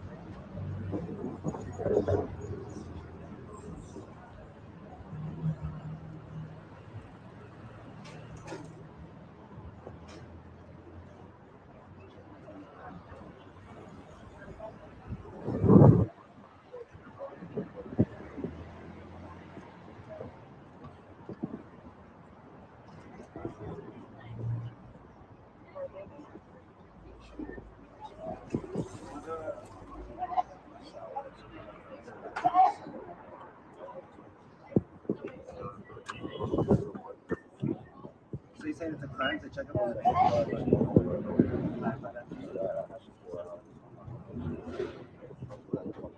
Can you clarify that? What's that? I clarified everything. Right now, legally, Is it a crime to check up on them? sir, right now, I believe that you may have been damaging my car. I've been doing this, okay, for 16 years. I'm telling you. How many people's lights have you got? None. And I'm not violating yours right now. You know I didn't commit no crime. Sir, I don't know that. You could have been damaging my car. Now you're trying to bother me. You could have been damaging my car, sir. I don't know. Could be. You don't know, so you have no suspicion, bro. Yes, I do. I have PC. No, you don't. I have PC to stop you from criminal How? mischief.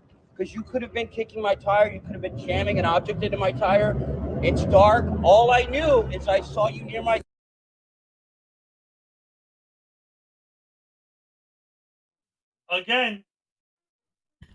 Again, you don't have suspicion. Yes, I do. I had suspicion you were doing something to my car. But you don't know that I was doing something to your car, so you have no suspicion. Do you know the definition of the word suspicion? If he knew you were doing it, that would assume guilt. That would definitely get you in jail. And then you'd lose in court because he'd have evidence and proof. The definition of suspicion is he doesn't know. That's why they investigate. Get a dictionary. Throw out Black's Law Dictionary. Get a real dictionary. Look up suspicion. Look up investigation. And look up fact. You don't know for a fact that I did that. Therefore, you have no suspicion. If he knew for a fact that you did it, it wouldn't be suspicion anymore. That's the definition of suspicion. So why aren't you investigating the tire? I'm investigating you. Honestly, this is going perfectly. You gotta love the NYPD. They don't mess around. They know how to handle frauditors. Honestly, this is how it should be every single time. If you're lurking into the cars, you're checking inside to see what can be stolen, you're checking the doors, you go in handcuffs. If cops would do that every single time, then the frauditors would stop that BS. And I looked at the tire. The tire, guys, it is impossible for you to upset me. Is the tire damaged? Sir, or is it fine? You're trying to upset me and hook me. It's impossible. No, I'm not. I'm trying to see if I'm free to go. I'm explaining. When I'm done and I get your information, then you'll be free to go. Right now, you requested my supervisor, right? You requested it, right? So she's coming. I want you to evaluate the crime that you're saying. I'm saying that Did I you stopped. investigate the tires? Yes, I did. Is the tire okay? Sir, you're trying to hook me right now. It's not going to happen. Yes or no? The tire's fine. All right, then. So why must have been? Because you requested my supervisor. I don't have to be in custody to 6 weeks. Well, right now, while we're waiting for my supervisor, sir, you are detained me for investigation. You just said you conducted the investigation. The tire's fine. Sir, listen. Why am I still in handcuffs? Because why? While Now we're this waiting, becomes can you listen? While Now we're it's waiting becoming for the unlawful sergeant that you requested, while we are waiting near a busy roadway, you are in handcuffs for my safety. I'm free to go though. You just conducted the investigation. You requested the her. tire was fine. You requested her. This is an unlawful detainment. No, it's actually not. Legally, it's not. You Because just said you conducted your investigation. This is what you said. Guy, and the tire was fine. So why am I still detained? Everything you want, man. You're not going to get me upset. You're not going to hook me. It's impossible. Okay? Listen. I'm live. What I'm explaining to this gentleman is I observed him on my car picking my tire. I thought maybe he could have been possibly trying to damage my tire. So I stopped this gentleman in lieu of criminal mischief. I explained to him that it's a legal stop. And at that point, because I have this gentleman stopped and I'm located so close to a roadway, I handcuffed this gentleman for my safety. And at which point, I explained to him, for being stopped, I'm going to issue you up to 50, I'm going to issue my information, and I stopped you for criminal mischief because you may have been trying to damage my car. The daylight and stuff, I explained it, I didn't know what he was trying to do, so that's why he stopped. At that point, he requested the supervisor to come here. So he's mad because he's still in handcuffs. The guy with the stripes. Why is it stopping you? Because now he has more suspicion to stop you, okay? And I asked him for what crime. He said, okay. And I know his suspicion. I said, I'm checking up on the government cars, make sure they're safe for you guys. That's fine. It's private property. I can check up on the cars, right? But his perception is And that then he also said, I don't know what you're doing. So how do you have suspicion if you don't know what I'm doing? Because your behavior is suspicious, creepy David. That obviously didn't work. Anyway,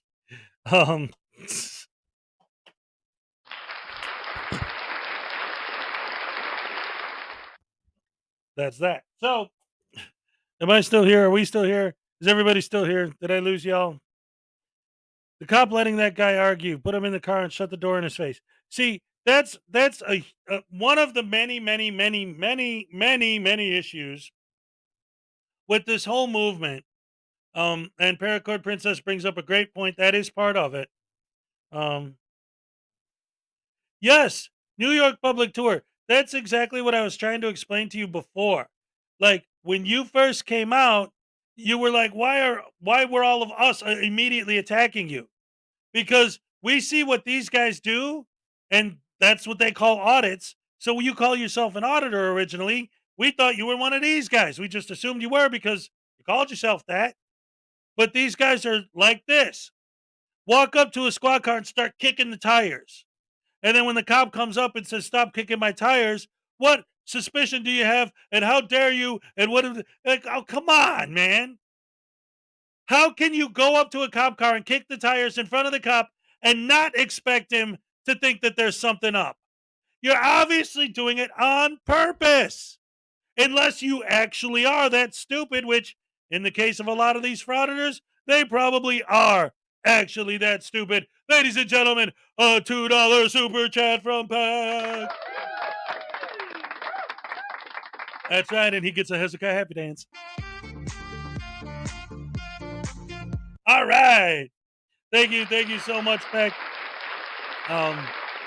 Yes. Yeah, when I tried that juggling stunt. Usually I could do that real good, but again, I was juggling 2 Rubik's cubes, and if I had 3 of these, it'd be perfect. But whatever. I tried. What happened was the cube, like as I went to catch it, it started to spin like this, like as it was hitting my hand, like spinning. So that's why I wasn't able to catch it. Um, but whatever. For anyone who doesn't know anything about Rubik's cubes, this is Miyu um 301, I think, Levicube, which means that it has purple inside because my favorite color is purple. But that dot you see right there, that's actually a magnet. And there's magnets on all the corners throughout the whole cube. All the corners have magnets so that if you're spinning them, it helps catch it and hold it in position correctly. Like you could feel it, like I could feel it grab, like as I hit. But the corner cubes magnets attract, but the magnets in between, and you can actually change the settings of the magnets inside of it. You can peel all of these bits off, and inside you could twist that dial to change all the settings for all the tension. And there's one of those on every side. I just took that one off to show as an example. But you could take them all off, and each one has a dial. You could increase or decrease the tension to make it as hard or as easy to spin these as you want. But also, the magnets that are on the corners grab, so it'll stop. But then in between, the magnets repel so that there's literally no friction when you spin it. That's why you have to adjust the tension, because there's no friction. I could go like that, and it would just keep spinning forever if I put all the settings on as loose as possible. Well, the corner one, but still, you know what I'm saying. It's all customized, exactly the speed and everything. It's amazing how much technology goes into Rubik's cubes nowadays. It's insane. So regular actual Rubik's brand cubes compared to this is actually garbage. I hate them now. I love Rubik's cubes, but I hate Rubik's brand cubes. Julie Weaver, she's bored. All right, talking about the cubes too much. Well, I'm sorry. Hey, listen, guys, the show ended like 10 minutes ago. All right, I hit the 3-hour mark. I finished my video, and now we're just having fun, hanging out, chatting a little bit. And remember, ladies and gentlemen, that starting tomorrow, Saturday, on the Hezokuai and Frauditor News Network show, April 22nd, that's tomorrow, we're going to be joined by the one and only Unclean Hands.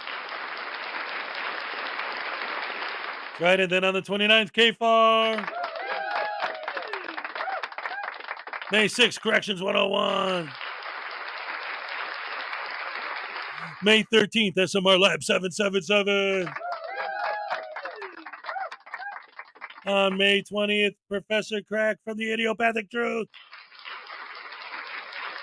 May 27th, Takedown, Exposing Frauditors. And then in June, on June 3rd, we're going to have According to Asia. Right, and on June 10th, Frauditor Wrangler. June 17th, part 2 of Blackheart Knight. He's going to get his revenge on News Now Voodoo. Or is News Now Voodoo going to get his revenge on Blackheart Knight? We'll see. The beef continues. That's right. Blackheart Knight was calling out Voodoo today, just earlier today. And then on June 24th, Katie Zed. Yes, ladies and gentlemen. And then in July, on the 1st, we're going to have the Welsh News Network. Then on July 8th, we're going to have Debos Nation. Yes. It's amazing. It's fantastic. It's a wonderful. And it's a great time for all. We have so much fun on Saturdays, ladies and gentlemen. The Saturday show is great. And did I get another super chat from Pack? Looks like I got another $2 Australian from Pack. So we're going to get another Hezokuai Happy Dance. All right. Thank you so much. I appreciate that. It's always good to have so many beautiful people here. I love you guys. Like I always say, I got the best fans in the world. But you know, it's almost time to go. And so, ladies and gentlemen, with that, without further ado, love you guys. I appreciate all the support. You always make my morning so much fun. I love spending my morning with you guys. You guys are the best. Wait a minute. Did I get more? Did I get Jam and Jet with another $2 super sticker? All right. And here we go. Hezokuai Happy Dance. All right. Thank you so much. I appreciate that. Awesome sauce. You guys are the best. I love you guys so much. Thank you for joining me. And don't forget to join us tomorrow with Hezokuai and the Frauditor News Network and our special guest, Unclean Hands. And until then, like the Elvis gnome always says, yeah.